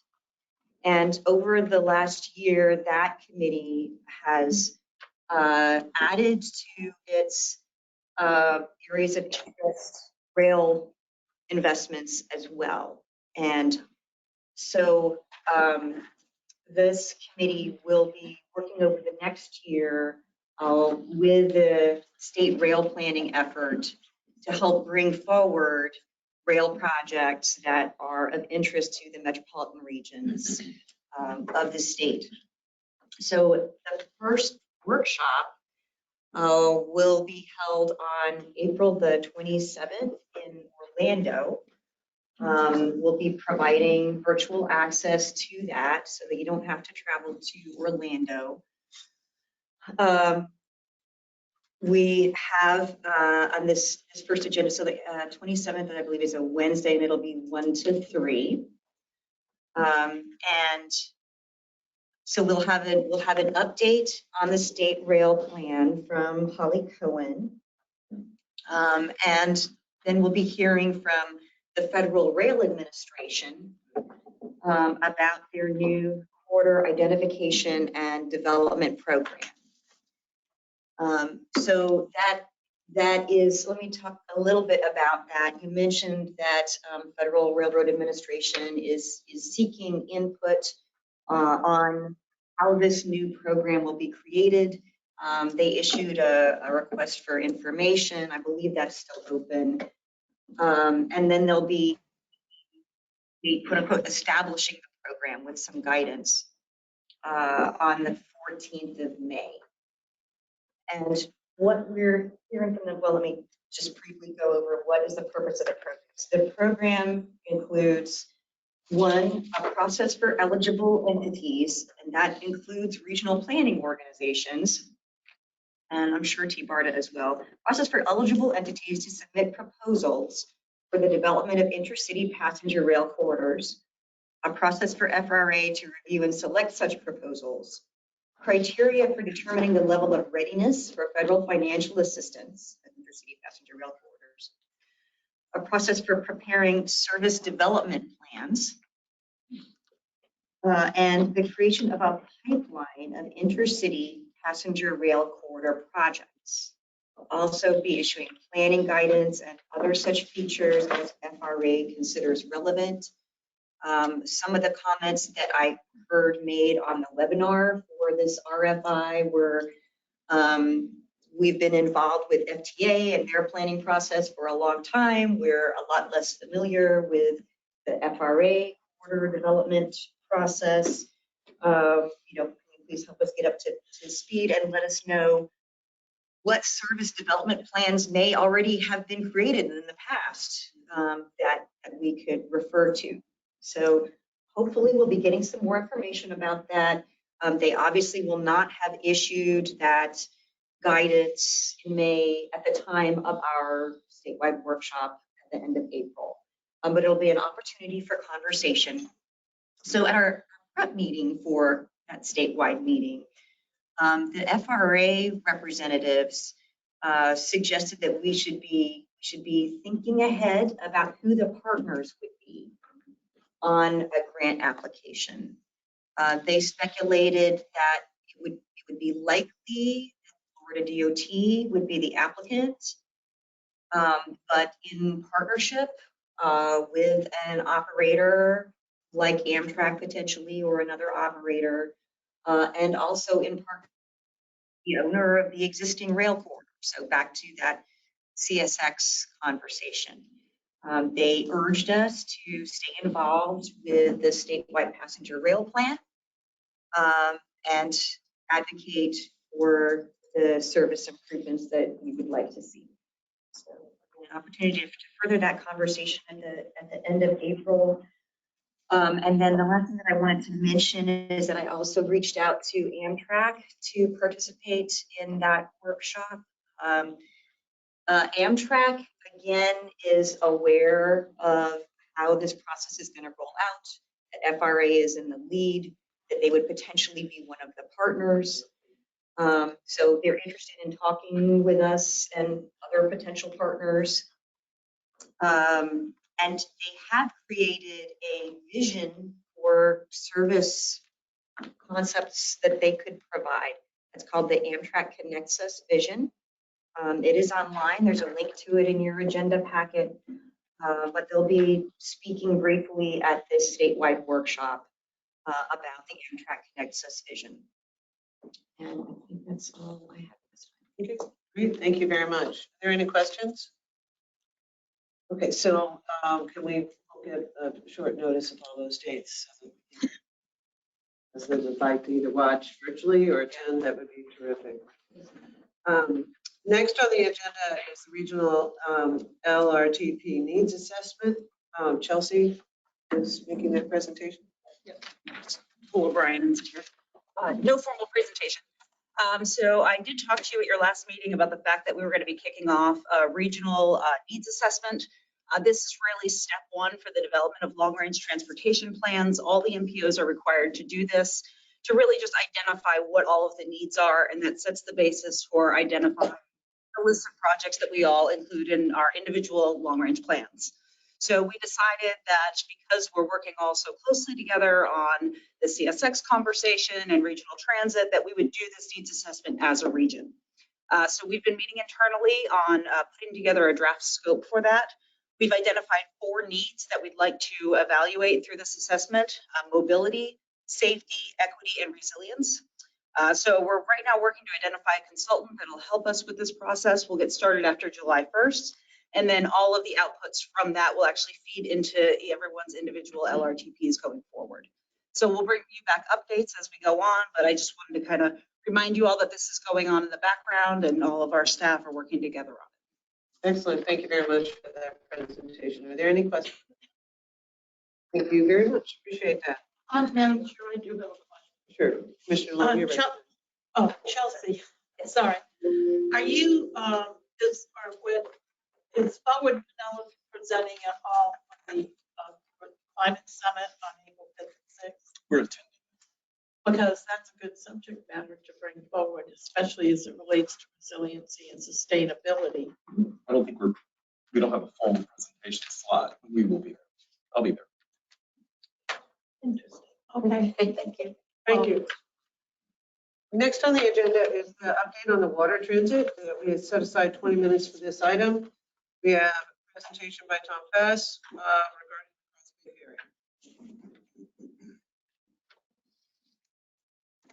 cross Mr. Fass is self-muted. Tom, if you can unmute yourself.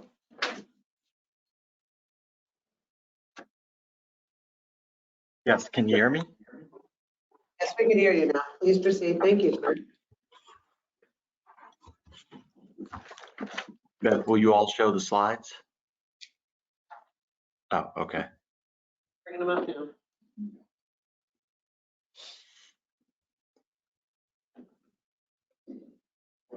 There we go.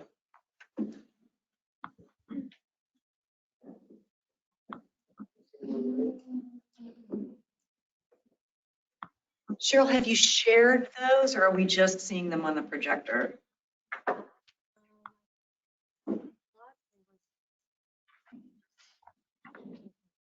Oh, okay, I see them. All right. Well, I'll go ahead and get started. I'm Tom Fass with Hillsborough County. I wanted to talk a little bit about the Ferry Project. As you all know, we have two projects. One is what we're calling the Inner City Ferry Project between St. Pete and downtown Tampa. And the other one is what we're calling the South County McDill Project or the Commuter Project. And so the South County McDill project is in the design phase. Hillsborough County has contracted with the developer and Kimley Horn to do the design work. And so they've completed their site assessments and we're currently working on preliminary design for the terminal facilities, both at South County and McDill. Additionally, we've coordinated with the Air Force. They're doing an environmental assessment on our behalf. And so we're working out an agreement with them to get that work done. And we should be complete with the final design effort by October of 2024. In an initial report that was done by Kimley Horn, they estimated the cost of the project by the year 2024 at $54 million. And then they're looking at ongoing capital repair budgets annually at $258,000. And so the idea behind the schedule would be the commuter service operates between McDill and South County at the Mosaic terminal there. And then every 15 minutes during peak hours, and you can see the hours listed there. In terms of the vessels themselves, you're probably aware we did get a grant for a ferry vessel. I'll talk to that in a second. But we're looking to have 4 vessels and 3 will be in support of the commuter service with 1 in reserve, and then 2 vessels supporting inner city, like you can see there. Go ahead, next slide.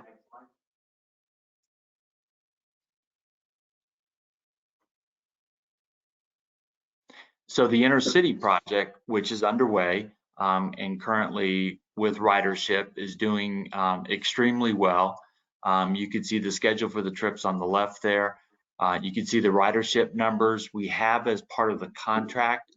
Once the revenues exceed $400,000, there would be a 50-50 cost share between the governmental partners and the ferry. And so we exceeded that threshold. So happy to say that we're in that revenue sharing mode, which is offsetting our cost for the project. We are working with DOT right now to try to get them as a participating agency to help with the cost share between the 4 participating governments and FDOT. So we'll see what success we have with that. We did, working through HART, get approval of a ferry boat grant for almost $5 million. When we submitted for the grant, we worked closely with the ferry operator. We identified a specific boat. We worked with them on the specific renovation work so that we knew we had good dollar amounts. And the Board of County Commissioners were generous with the cost share. And so we were successful in securing those funds. And we're fairly confident that given we went in with specific vessels and scope of work already identified, that we should be successful securing the boat and bringing that online. I don't have a date yet when we anticipate that vessel coming online. The ferry operator has said that once this vehicle is online, they will be able to absorb all of the operational costs. The other aspect that's nice with having a boat in service that we own is that currently we're leasing a vessel, so we don't have year-round usage, which makes it very difficult to establish dedicated commuter service, given that every year it returns back up to the Northeast. And we're also limited with the crew that comes with that vessel. So I think we should have a lot more flexibility given we'll have our own vessel in the future. And you can see that it's a 350 passenger, so it's even larger than the current existing intercity vessel that we lease. That's all that I had. Be happy to answer any questions that you may have. Thank you, Mr. Pass. I appreciate that. It's very encouraging to see that it, not only are people using it, but we're exceeding what we anticipated in the way of ridership, even with a limited schedule that we have right now in the intercity. I had a question on for the McDill project that I wanted to ask, but before I ask that, is there other comments? Did he say what the tonnage of that vessel was? I don't know that he did. I was just curious, because that would have an impact on what kind of a person can operate it. I missed the question. I missed the question. I'm sorry. Okay, the question was, she was asking about the tonnage of the ferry vehicle, and that may impact where it can go or how it's operated. Yeah, what kind of production? Yeah, so yeah, even though this is a larger vessel, the draft of the vessel still will function at the existing facilities at Tampa and St. Pete. So that was one of the things that we wanted to be very sure of. So there's not a deeper draft or anything like that. I think your question pertains more to the qualifications and licensing that's required to drive the vessel, the type of captain? Yeah, well, because I assume if we own it, we'll need to hire that person, and knowing that will be critical in terms of credentials needed. Yes, so we would still work through HMS, the current ferry operator, and so they would hire the staff to operate the vessel. We, the county, would not be directly operating the vessel itself. So we would still be working through HMS just as we are now. The only difference, instead of getting the captain and the crew with the lease vessel, we will have to hire for this vessel. Or HMS will have to hire. Right. Thank you. And I'm sure that as this continues forward, we'll have better detail on the availability of that credential as it's needed. Any other questions before I ask mine? Well, the question I had regarding the McDill project, if you wouldn't mind bringing that slide back for a sec. I'm very excited about that as I act as a liaison to the DOD and have met with the commanders on this particular issue. So I'm excited about it, but I'm also excited about it because I believe this being a transit agent, asset in our community is terrific. I'm also curious as to the planning process, what other transit service is being considered in order to facilitate that, that commuter line for the McDill. Currently, we have share vans or vans that are provided to assist those individuals that are trying to get to McDill from various different areas in our county. In this project, what other transit connections are being considered in its design? So we've been in discussions with HART and TBARTA, and so early on, our discussions with them, with each of them, was taking like the van pool rideshare program and modifying it so that the van pool can take the ridership to the South County terminal, as opposed to driving all the way around and over to McDill. So that's early on conversation that we've had. Preliminarily, the staff is very supportive of that. Likewise with HART, we've had conversations with HART where they would be modifying their bus routes and taking people to the South County terminal as opposed to McDill. So both of those conversations have taken place and are ongoing. All right, thank you very, very much. I appreciate that. It's encouraging to see that we have as much water around us that we can actually utilize it for helping get around. The next item on the agenda, unless there's other questions, is, yes. Sorry, I just wondered if there was any consideration at all to going down to Manatee. You mean as part of this project? Eventually, I think we should. I would see that as a good Well, I see future. Commissioner Kemp shaking her head. I just, not in terms of that, that's not right now. In fact, there's many other routes that could be done, but right now, I just want to say that this was a regional project that every Pinellas County, St. Petersburg, Tampa, and Hillsborough County contributed to. Without all that support, we would not have gotten where we are in the past. The District 7 has done so as well. I hope that we can make that happen in the future too, especially in terms of getting a federal grant for the ferry service. It was identified more than a decade ago that by the RTPO, in fact, that the most viable commuter route was the route from South County to McDill, which is, if you can't really quite tell from that, but it's like 15 minutes across the water and an hour long. And so that was actually considered far more a viable route than the Tampa to St. Pete, which not all the facets of this were explained exactly, but the McDill to South County is looked at as a daytime commuter service, a viable and strong possibility for that. Whereas the going between South County, Tampa, and St. Petersburg is more, that we're looking at that as, the evening and weekend types of connections. And I think there's all kinds of connections in the future, not only Manatee, but all kinds of connections. But I think we're going to have to walk or crawl before we think about running. I mean, there's certainly lots of possibilities. But the fact that we finally have, and with this ferry, we'll finally have permanent year-round service to begin with, I think is a cause for huge celebration. It's taken a decade of work. And I do want to just say that I know our TPO Beth Alden's been involved in that. I want to thank Adley LeGrand and Hart was very instrumental in this.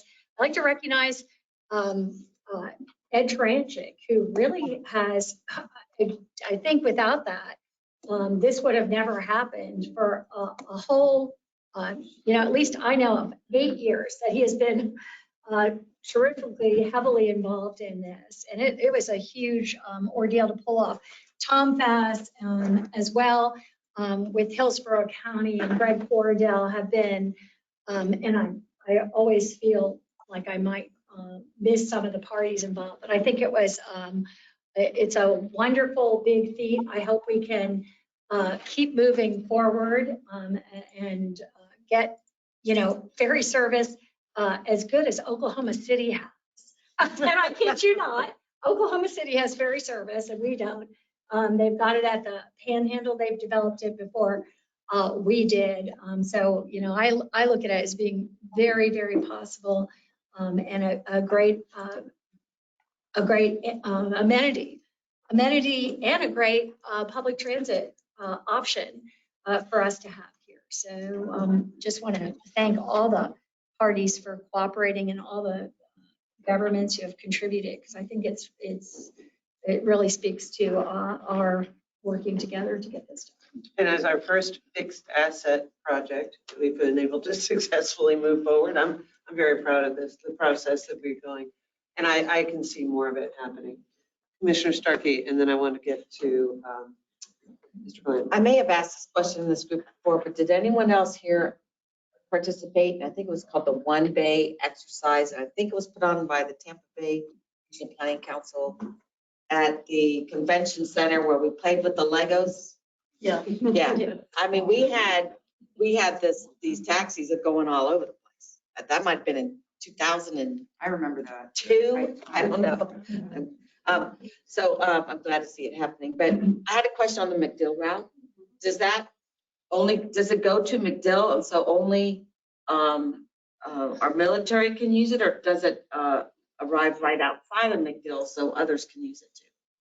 I don't have the answer to that question at the moment. Mr. Faz, has that been discussed as part of the planning? Are you still available to answer that question?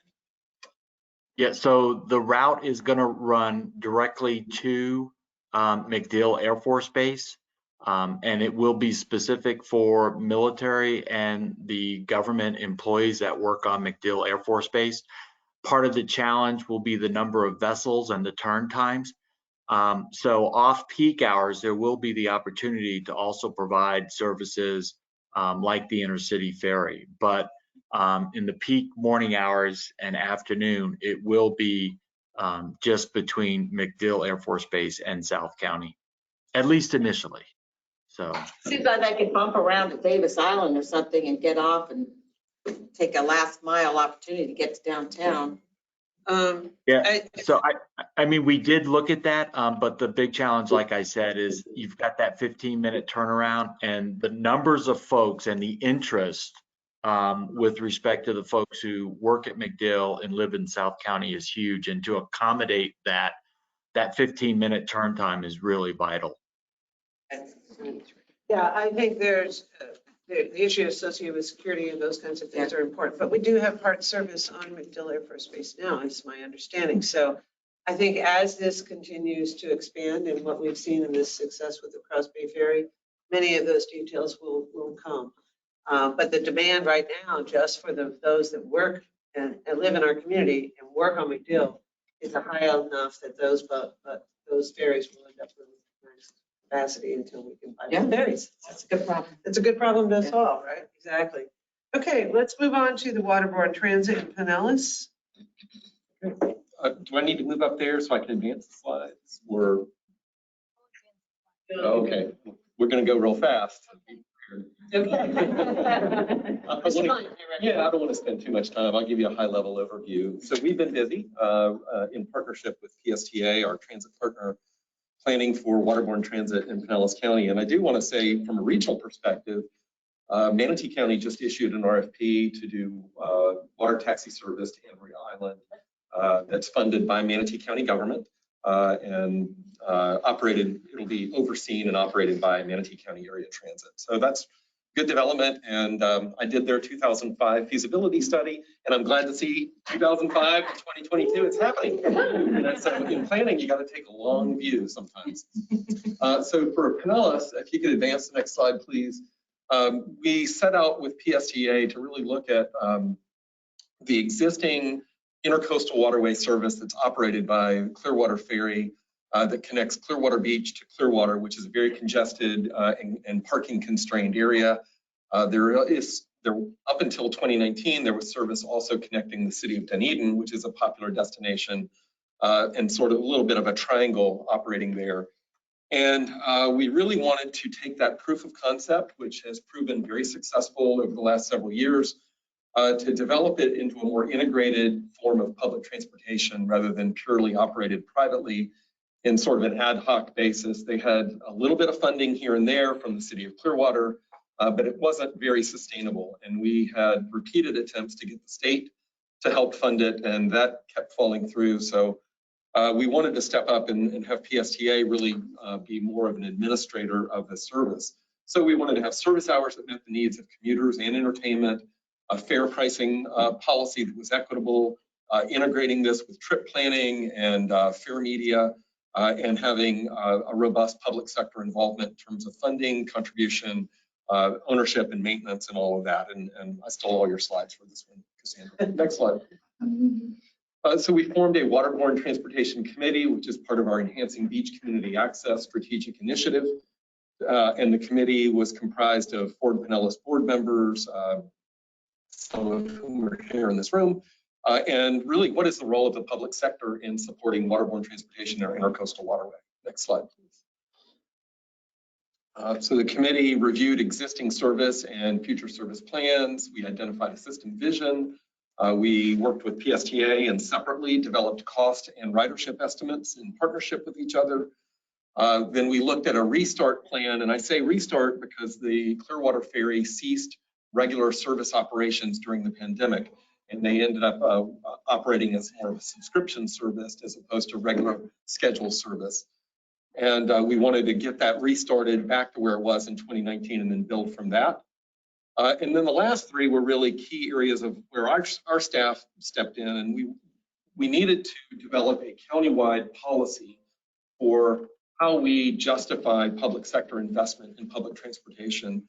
And then we revised our long-range transportation plan that we will, that the board voted on preliminarily just 2 days ago, and then we'll bring it back for a formal adoption in April once we run it through our advisory committees. And then we developed a set of other recommendations. Next slide, please. I'll cover those. Go ahead and advance. So this Advantage Pinellas is our long-range transportation plan. We provided an overview of the routes. There's multiple locations in Pinellas County that are viable for waterborne transportation. If you think about our beach communities, you've got Clearwater, and then you've got the Johns Pass Village, Madeira Beach area, and then St. Pete Beach, Treasure Island to the south. And then ultimately Gulfport and St. Petersburg all can be connected.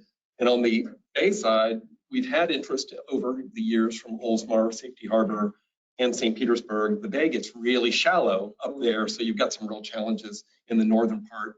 So for now, we've left them out of the system plan, but maybe at some point they could be brought back in. And then we identified what our needs were, what should be priorities, and that's included in the long-range plan. Next slide.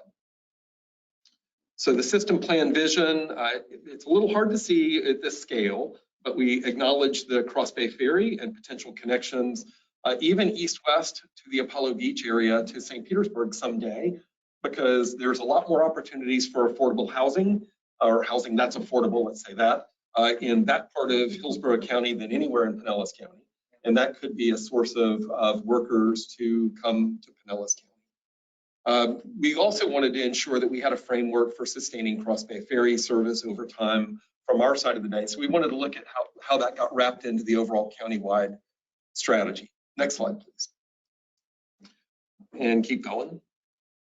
So the policy statement really just states that we can clearly demonstrate that there's an economic asset to moving people across the waterways. We're not expanding our bridge capacity.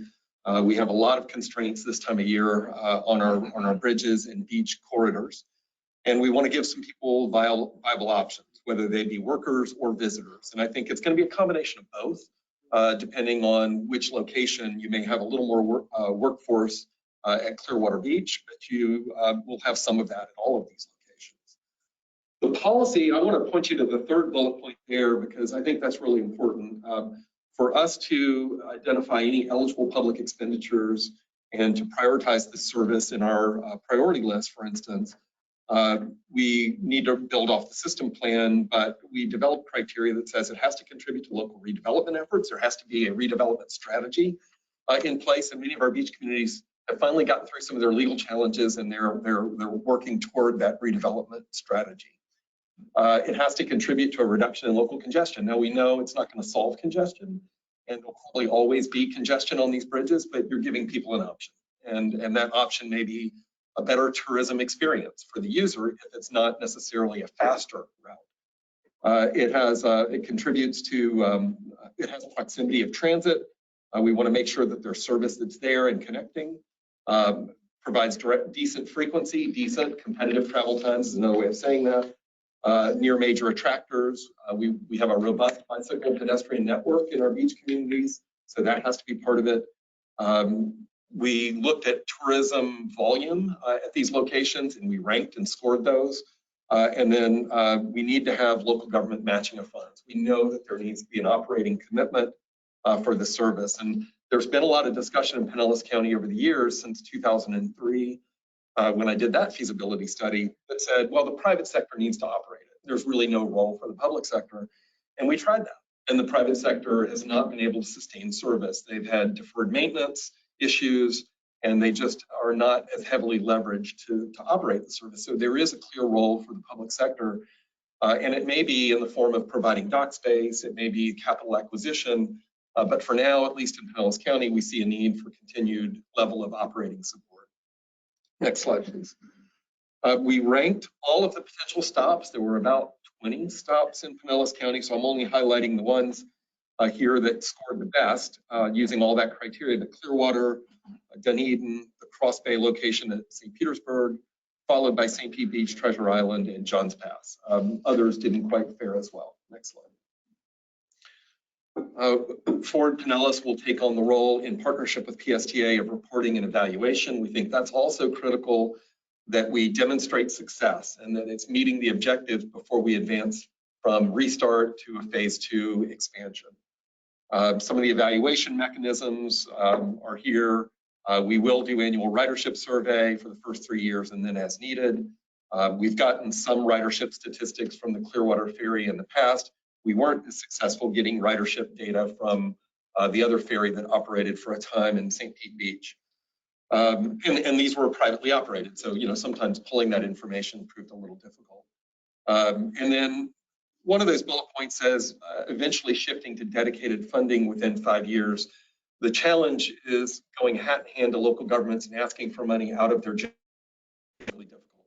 So carving out some sort of funding source, either through redevelopment districts, potentially for capital, or through some sort of ad valorem set aside or gas tax set aside or something as a policy, has been something the county administration has said is really important for their participation. Next slide. And we'll get into a little bit of the details. So the restart plan for phase 1 would be to restart the Dunedin Clearwater service to Clearwater Beach. There's a capital cost and an operating cost that's shown there. PSTA would contribute money for state of good repair to bring the vessels up to an operating condition. And the goal is to get that service restarted beginning in FY23. So we're beginning those budget discussions now. The city of Dunedin has put money in their budget. I believe city of Clearwater is considering that as well, and the county is considering it. So once we get that going, that would then complement the county's existing commitment to the Cross Bay Ferry, which they are evaluating annually, but it is a 5-year commitment. Next slide. So phase 2, again, conditioned on the success of this restart, would look to Madeira Beach and potentially Indian Rocks Beach. We don't see these as continuous services, but they would be different nodes and hubs that would operate, because you have the intercoastal waterway is a slow speed zone for a lot of it. So the travel time between Sand Key at Clearwater Beach down to Indian Rocks Beach is a fairly lengthy travel time. But Indian Rocks Beach to the south, and then the Jungle Prada, St. Pete to St. Pete Beach, Treasure Island, Johns Pass area is actually similar to your McDill location, where it's a pretty quick trip across the water. So I'm not going to get into all the costs here, but you can see we've done our due diligence in developing some cost estimates. This is very subject to change because things happening globally are increasing these costs, both from a capital and operating standpoint. We are looking to our own capital grants, so I think that's something that we need to cover or at least coordinate here at the regional level, because Hart was successful with the ferry boat discretionary program this time around. Next year, we may be looking at an ask as well, and I think it would be good to show that as a priority of our regions as well. So we'll have to maybe model what Manatee and Sarasota County do, where every year they pick the #1 priority in one county, the next year the #1 priority is another county. Just an idea, but something to think about as we go forward. Next slide. And then I'll cover the adopted policy. So we amended our long-range plan that incorporated the system plan with an expanded section on waterborne transportation, and that'll be used for our priority setting. Next slide. And then the policy establishes the clear criteria for prioritization of service. And then we need those local dollars to be a part of that. And then we've got strategies in place for determining what's eligible and what the phasing plan would look like and how that's apportioned. Next slide. The phasing plan, it really depends on a sustainable funding strategy that will require local government operating commitments and a funding match for the federal grants and or state grants. Those are possible as well. And we can use our surface transportation block grant funds that we get through the federal government. We will be getting significantly more of those for capital acquisition and dock upgrades. So that's already on our priority list. And then we're currently negotiating the different splits between the local government partners. Next slide. It's important to state what PSTA's role in all this, because they add a level of stability and governance that's really been missing in all of this. So they will provide administrative and contracting for a privately selected operator. They are eligible for all these grants. They would flow more naturally through PSTA, and that was one of the challenges we had with the privately operated system. And then the agency certainly could contract with one or more private operators. There's interest of one operator we know in the north part of the county, and in the south there's another operator that's expressed interest. Are they running with their buoys down? That may just be That's a just dock. a sample vessel. picture. Yeah, it's just That's a dock. just a sample picture. That would laugh. Yeah. Our ferries are kind of little. They're boarding off all danger. And then regional service we recognize could be operated by a different entity, such as Hart, for instance. Next slide. Or Hillsborough. And then this monitoring is important, and that's a role that Fort Pinellas will play, as I mentioned. And the goal is to really create an integrated transportation network that operates up and down, primarily in our county, the Intercoastal Waterway, but we also see the Bay as an important asset as well. Next. I think that's about it. So the next steps, again, we're bringing this to the board in April for formal adoption of the amended Lrtp policy. Our committee will continue to meet. We think quarterly is probably best as we monitor the funding strategy and then continue to monitor developments regionally and locally. And then we'll report those results whenever asked here at this forum. And that's all I have to you for today. Thank you very much for that report. I like seeing the groundwork, and that I'm sure the entire region will benefit from the work that you're doing. So I appreciate that. Thank you very much. Commissioner Kemp. Yes, it was good to hear about. I just want to, for those who may not know this, we do have a water taxi service that's quite robust. That's a private service in, I say private because, but it has like 5, I think, water taxis. They mostly serve in between points in downtown and off of downtown area, and they're quite well used. And they've been there for a while. I think they're growing. So I just mentioned that. I also like to thank Congresswoman Kathy Castor.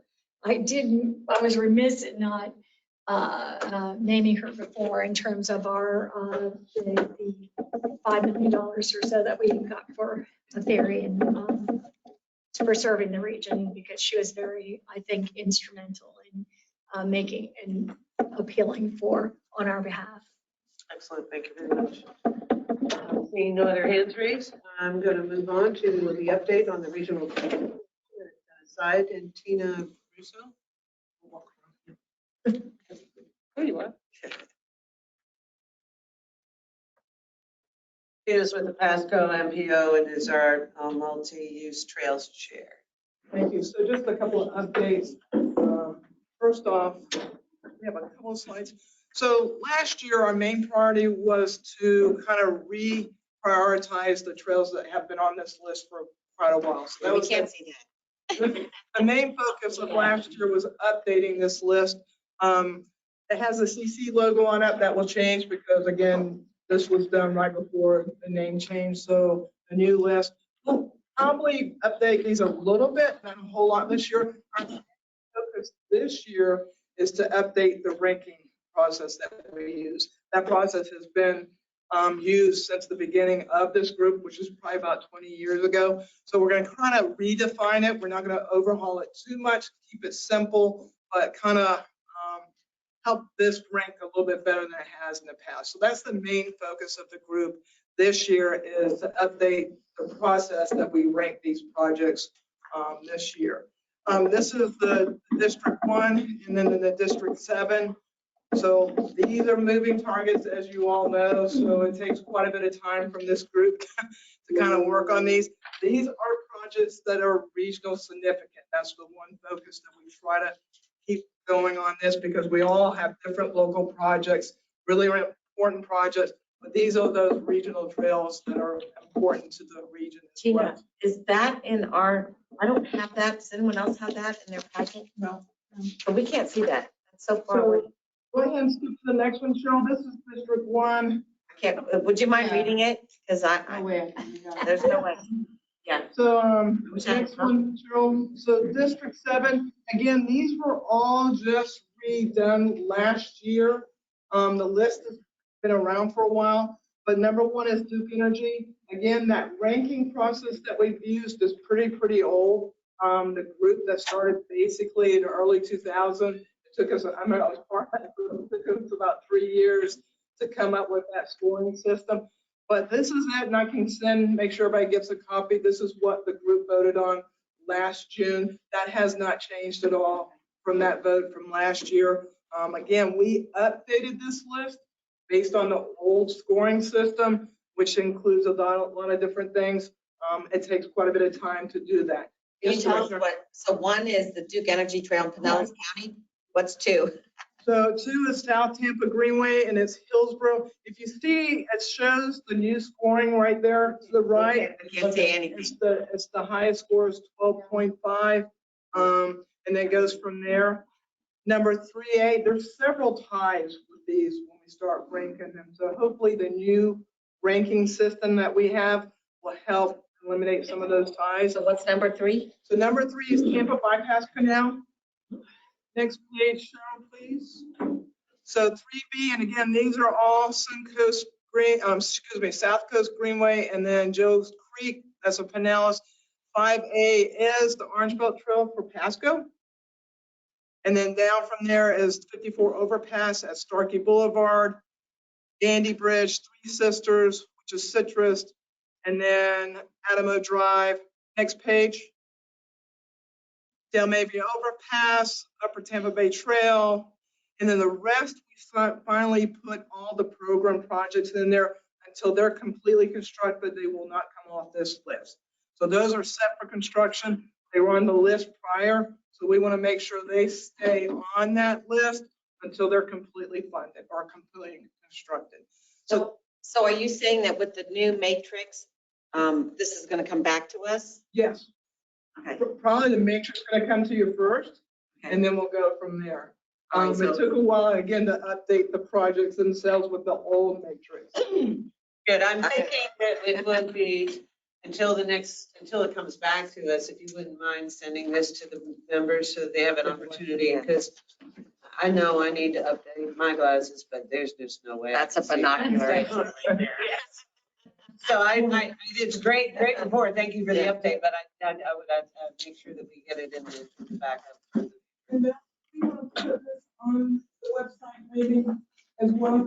Yes, ma'am. All of the slides will be posted up on the website. Right, so that's, so one of the big projects that finally happened that took a while is the map which you're going to get the brochure that's coming out now. The next slide, Cheryl, it should be the new map.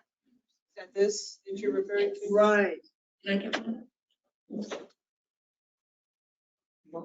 Yeah. Your Suncoast brochure map by any chance? So get the real live version right here. So this came about probably at least 10 years ago.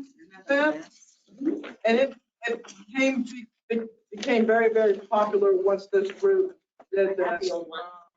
So, and really nice picture on the back. I'm not going to be kind of biased there at all. But anyway, really popular publication for the public and for us. And something along those lines, I'm going to just mention a couple of local projects that are regionally significant. One is Hillsborough, Pasco, and Pinellas just are testing a mobile trail map, an app, which is being tested. We met actually last night and had a discussion on it. So that would be something really good for the region as well. Very popular if you're a trail user, especially coming from somewhere else and don't know where those trails are. The big plus of that one is it shows where you are on that map. Does not take the place of some other apps that are really popular for users like Strava and GPS. A very popular project that's been ongoing with Hillsborough, Pinellas, and Pasco for about a year or so now. Another one is I'd like to in the near future is several of us have been taking advantage of the non-motorized count program. Pinellas has been doing it for a while. They have 8 counters out. We're in the process of getting permanent counters as well. We already have one at Suncoast and 54. Hernando has some permanent counters. So I would like to bring to this group some of those counts that we've been doing now for a while and really show you who's using our facilities as well. Right, and that's really important because when each of us are doing our transportation plans and our list of projects, you know, there's not always an appreciation for the value of what the trails bring to our community and how many people are actually using it. So having that data would probably make it very helpful. Sure. Mr. Bland, you recognize. We're talking about the counter program. Just mentioned that our permanent counters in 2019 counted 1.2 trail. In 2020 and in 2021, it's over 2 million. Wow. That's just the growth. No wonder. Yeah. Demand. That's excellent. Commissioner Kemp, you ready? I also wanted to ask and add, good news is that we as a county commission put $1 million into the Upper Tampa Bay Trail, which I know you had been working for Hillsborough County some years ago, and it's kind of been dormant, the missing link for now more than a decade, had issues that, had a problem. And that connects up to the entire county, the Upper Tampa Bay Trail, the entire state, I should say, system, going coast to coast and Suncoast. And there's been, I think there's been nothing more focused on as a trail in Hillsborough County and around the region and getting that connected up. So we did our first contribution to that, to starting that. And I know there's quite a bit of work going on in Hillsborough County about that connection. And I know for years it was on a priority listing here and has been removed. Can you speak to that?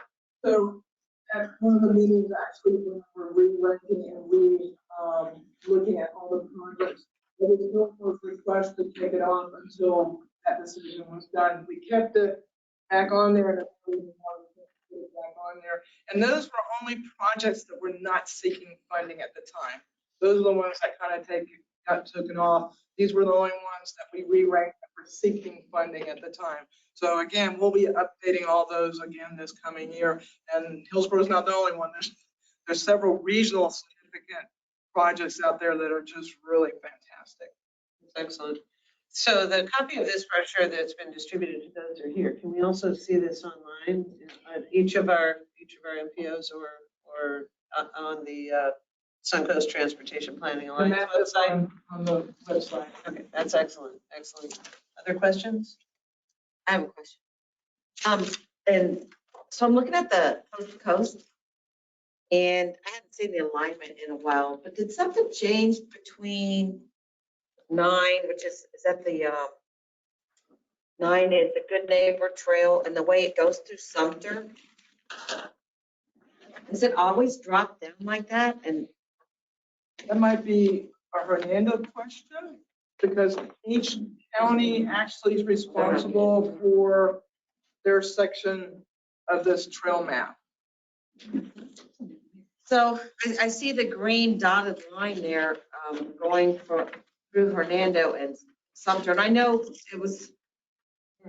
there were some landowners that didn't want the trail going near there, which is kind of in my opinion. But I thought Senator Simpson prevailed with them on the route. But so it just looks very strange right there to me. So I'm interested. Or Well, you go across on the Good Neighbor, then you got to come south on the Gucci and then across. But just to bring your attention again to the Orange Belt Trail, this is one of my favorite projects here. I put this on the state map as my last movement when I was on the State Greenways and Trails Council. That Orange Belt Trail is the same railroad line corridor that is the Pinellas Trail. And we're in a route study for that trail right now, so, right? we're in a route study Suncoast piece, or basically Sun Lakes east, and we had an idea already. Yeah. Everything east, west of Suncoast, basically have funding already for those pieces already. Sadly, the county was letting pieces of this rail corridor go for tax, for unpaid taxes, and people bought it, and so we have some challenges there, but we stopped that. Hopefully. Good. Good. In order to stay on time, I'm going to thank you very, very much for this, and having access to this is wonderful. It helps our community know the investment we've made in trails, but also the benefit of those regional trails and how they've served our community. 7 item is the legislative update. I've set aside 20 minutes for this, and the first presenter is Mark Breitbart. I said that right? Regarding the 2022 Florida session highlights. Hi, good morning, everybody. And before I go on, can you all hear me okay? Yes, we can. Great. Well, I won't take up too much of your time this morning. Transportation-wise, this legislative session has been relatively light. There was no Florida Department of Transportation sponsored transportation bill this year. The two bills that have been referred to as the transportation bills, Senate Bill 398 and House Bill 157, were industry-sponsored bills, but they did become the transportation train this session. When they started out, the bills were identical, and they did include some language that the MPOAC was not in support of. It would have placed a cap on the amount of funding that can be allocated towards public transportation. Right now, there's a floor of 15%, and this bill called for a cap of 25%. Both bills were making their way through both chambers. I have since heard that that bill is basically dead, according to the Senate President. So I don't think that's going to be going anywhere this session. There were a total of 269 bills that we were tracking that had some connection to our transportation world. Some of them very, very light connection. Of those 269 bills, 90 had some action, meaning that they were heard in either a House or Senate committee. So far, only 35 of those 269 bills have passed. One of those is House Bill 7053, which is the statewide flooding and sea level rise resiliency bill. And how that's going to impact our world, it calls for the department to develop a resiliency action plan for the state highway system. And the goals of the plan are to recommend strategies to enhance infrastructure and the operational resilience of the state highway system, recommend design changes to retrofit existing state highway facilities and to construct new state highway facilities, and to enhance partnerships to address multi-jurisdictional resilience needs. What the plan actually calls for is an assessment of the state highway system to identify roadway facilities and drainage outfalls that may be subject to vulnerabilities. It calls for a systemic review of the department's policies, procedures, manuals, tools, and guidance documents to identify revisions that will facilitate cost-effective improvements to address vulnerabilities. It calls to provide technical assistance to local agencies and modal partners on resilience issues. And this plan is due from the department to the governor, the president of the Senate, and the Speaker of the House by June 30th of 2023. So I'm sure the MPOs are going to be heavily involved in that going forward. Senate Bill 426, which I'm sure those folks of you in the Tampa Bay area were interested in, would have dissolved TBARTA. That bill went nowhere, so nothing to worry about there. And before I go on, I probably should have stated up front that anything that I tell you today comes with a caveat. Session is not over. The legislature did not meet its deadline for submitting the appropriations bill by the close well, by midnight on Tuesday, to allow for the 72-hour cooling off period. That was submitted on the appropriations bill was submitted on the 9th, so the legislature will be back in town in Tallahassee on Monday to complete their business and vote on the appropriations bill. But let me tell you about the appropriations bill. Transportation-wise, things are looking very, very good. The bill calls for a transportation budget of $12.7 billion. To put that into perspective, I believe the current DOT budget is around $10.8 billion. That does include 114 local projects. Generally, we frown on local projects or earmarks in the budget because they impact the work, the department's work program, usually negatively.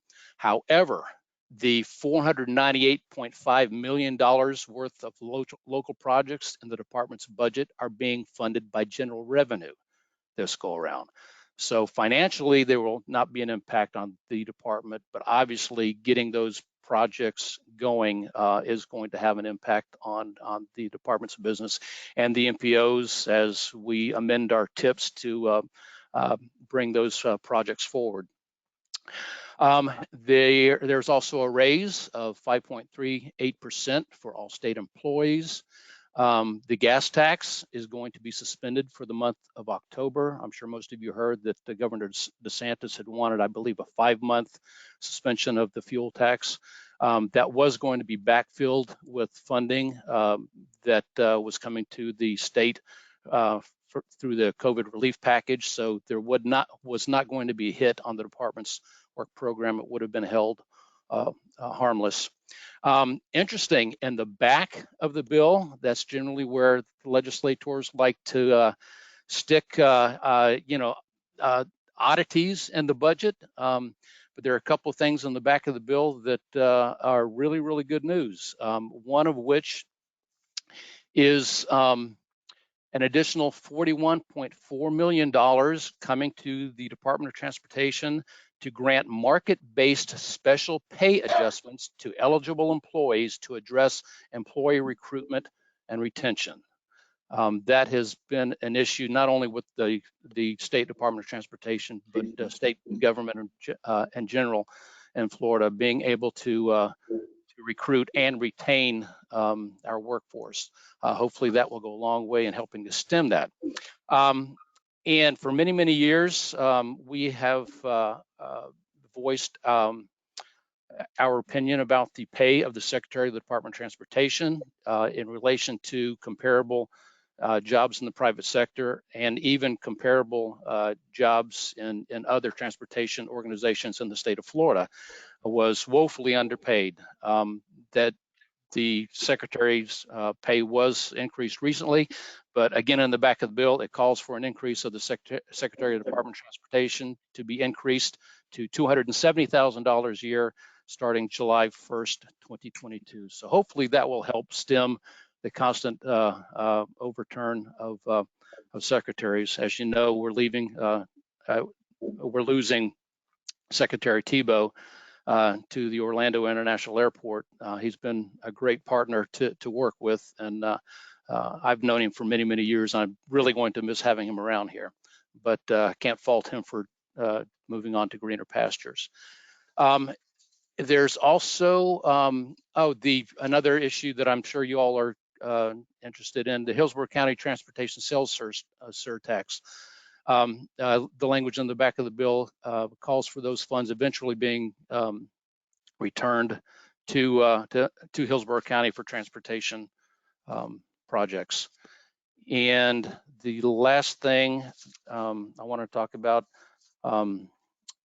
county transportation projects. There is a non-recurring sum of $50 million from general revenue, so no impact on the State Transportation Trust Fund, being set aside for the Small County Outreach Program and the Small County Road Assistance Program.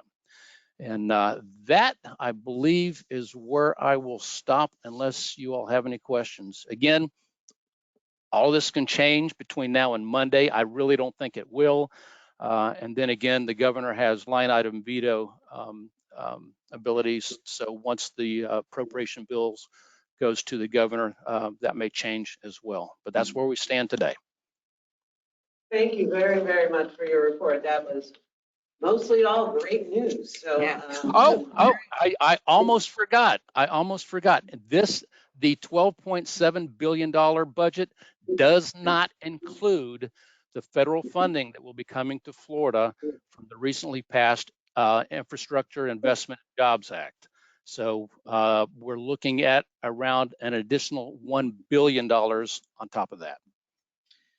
well, that is also great news, especially given that this region is focusing on, improving our regional transportation and working with our Department of Transportation, our Florida Department of Transportation, as a partner in really creating additional mobility in our region as well in our respective counties. So, yay. With that, thank you very much for your report, sir. I'm going to move to Richard Moss, Fdot, his presentation on the FY23 budget earmarks. And I'll actually cover for Richard. We had originally planned to have a presentation perhaps, but that was when we thought that this past Tuesday, the budget would have been published and we would have known more. However, I will share with you what I know as of this morning.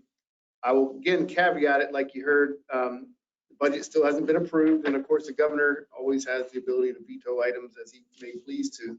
But what I'll tell you is, and just for clarification, that pay raise he talked about was for the state secretary, not So we just need to send a letter of reference or something. But the money that we're going to get for salary adjustments, I just want to tell you, it is much needed. We did a market survey, and the DOT salaries compared to comparable public sector salaries in the state were about 30 to 35% lower. In fact, a lot of our staff are now at Hillsborough County and the city of Tampa and elsewhere, but we're going to use that to help be more competitive in a number of areas to help deliver the work program, which is, as you hear, 20 to 30% higher than it has been in the past. We're not adding any staff to our work. But usually we say, please come to us, talk to us about earmarks before you put one in, because usually what happens is when an earmark gets approved, it comes out of our budget, and I've got to find other money to move, take it off of somewhere else and put it on those projects.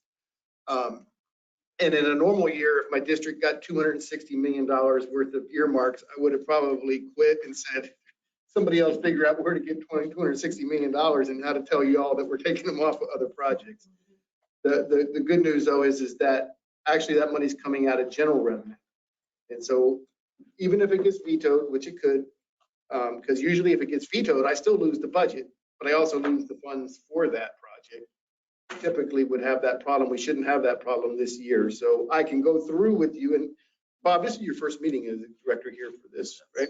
I don't know if most of you may have met Bob when he worked for DOT, but Bob's been recently, he has become the executive director of the Hernando Citrus MPO. So I'll also cover your projects real quick. There's 26 earmarks total. I'll real quickly go through them. I'll tell you that some of these I don't even know exactly what they are, but I'll tell you what's in the budget as it's currently published. Starting in Citrus County, it was 7.1 million for Crystal River Airport runway extension, 20,700,000 for Crystal River Turkey Oak bypass, 9.2 million for Fort Island Trail multi-use path phase 1.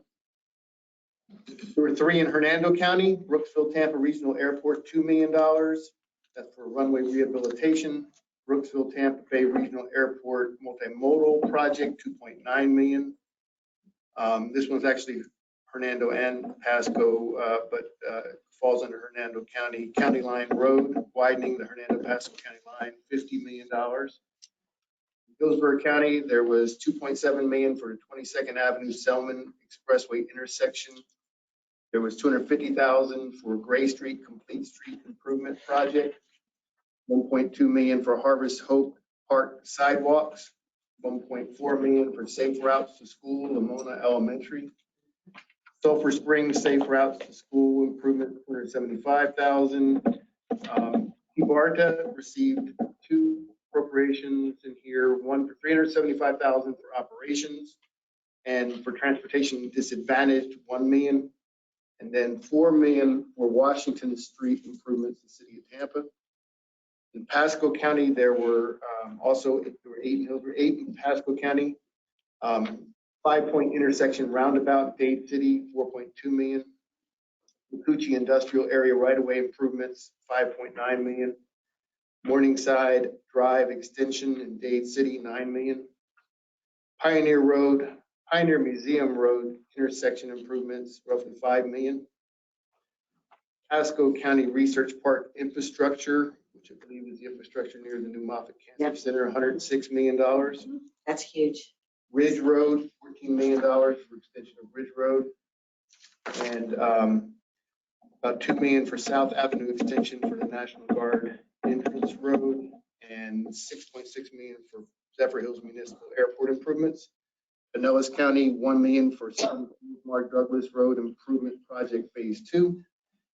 1.1 million for Indian Rocks Road Bridge and Road improvements. 1 million for Madeira Beach roadway improvements. 750,000 for Town of Reddington Beach Road resurfacing projects. Total of $260 million within the district.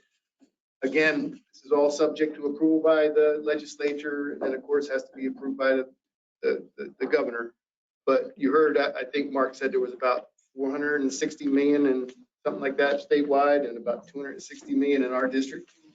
So we got more than our fair share, I assume. We'll take it. And that's what I know as of this moment. And I got this, actually, Justin gave me this as we were sitting in this meeting. So I didn't even know some of these as we were just digesting it now. But, and we can probably, rather than give you a list that we create, we can probably give you the information so it can point you to where the published budget is and you can see what it is statewide. But the good news, I think, is that we don't have to sweat between now and the final budget, you know, whether there's going to be money we have to find from our existing budget to cover the earmark, or if we veto that budget and the funds. So overall, I think the region just a good year. Excellent, excellent. Thank you very much. Thanks for that good news too. And I think it's a credit to all of our leaders here that have spent a little time in Tallahassee and in DC this year.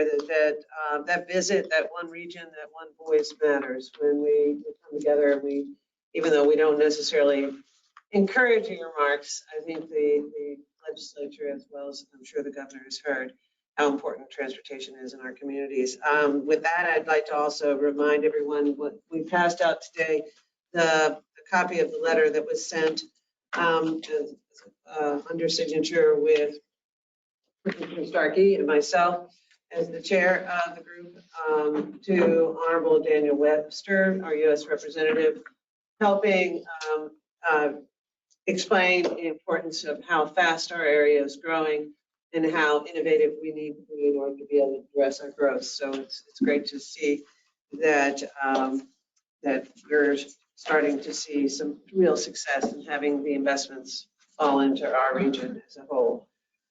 With that, if you don't have any other comments or questions, we'll move on to old and new business. While I have you, On the agenda, we are mentioning about we have a record of the Tampa Bay Regional Resiliency Leadership Summit on April 5th and 6th. Encourage all of you to make some time to actually attend that session. I think we'll learn a great deal. And since we do have more money than I cared to have leave out of the Sadowski Trust go to our sea level rise and climate change and resiliency efforts, I think it would be very important for us to help learn what we can, see what work is being done, and to explore ways that we can have those resources invested effectively for our region. The next meeting is June 10th. It's going to be hosted by the Polk TPO, and the chosen location currently is the Lake Eva Event Center in Haines City. So we'll take advantage of that. TMA will also be meeting jointly with the Suncoast Transportation Planning Alliance to review priorities for trails and TRIP, or TRIP. Then the joint session with the Central Florida MPO Alliance will also occur all on that same date. So it'll be a longer day than we're used to, but hopefully we'll get a lot done. And we'll have box lunches for everyone, so you don't starve. But I'm open for any other new business or old business that needs to be addressed before we adjourn. Hearing none. I did want to introduce a commissioner from Pasco County. Commissioner Oh, I'm Fitzpatrick is new to the TMA. Oh, welcome, welcome. Glad to see you here. Would you like to say something about your area or how you ended up getting roped into this wonderful opportunity? I was excited to learn more about transportation, and I want to help our county with being able to flow through and not having to sit in traffic and all of the congestion. And I was very excited about the 14 million for the Ridge Road extension as well. Excellent. Excellent. So as well. Excellent. Well, welcome and look forward to your input for the future. Thank you very much. And not seeing any other hands, meeting adjourned. Thank you. Thank you.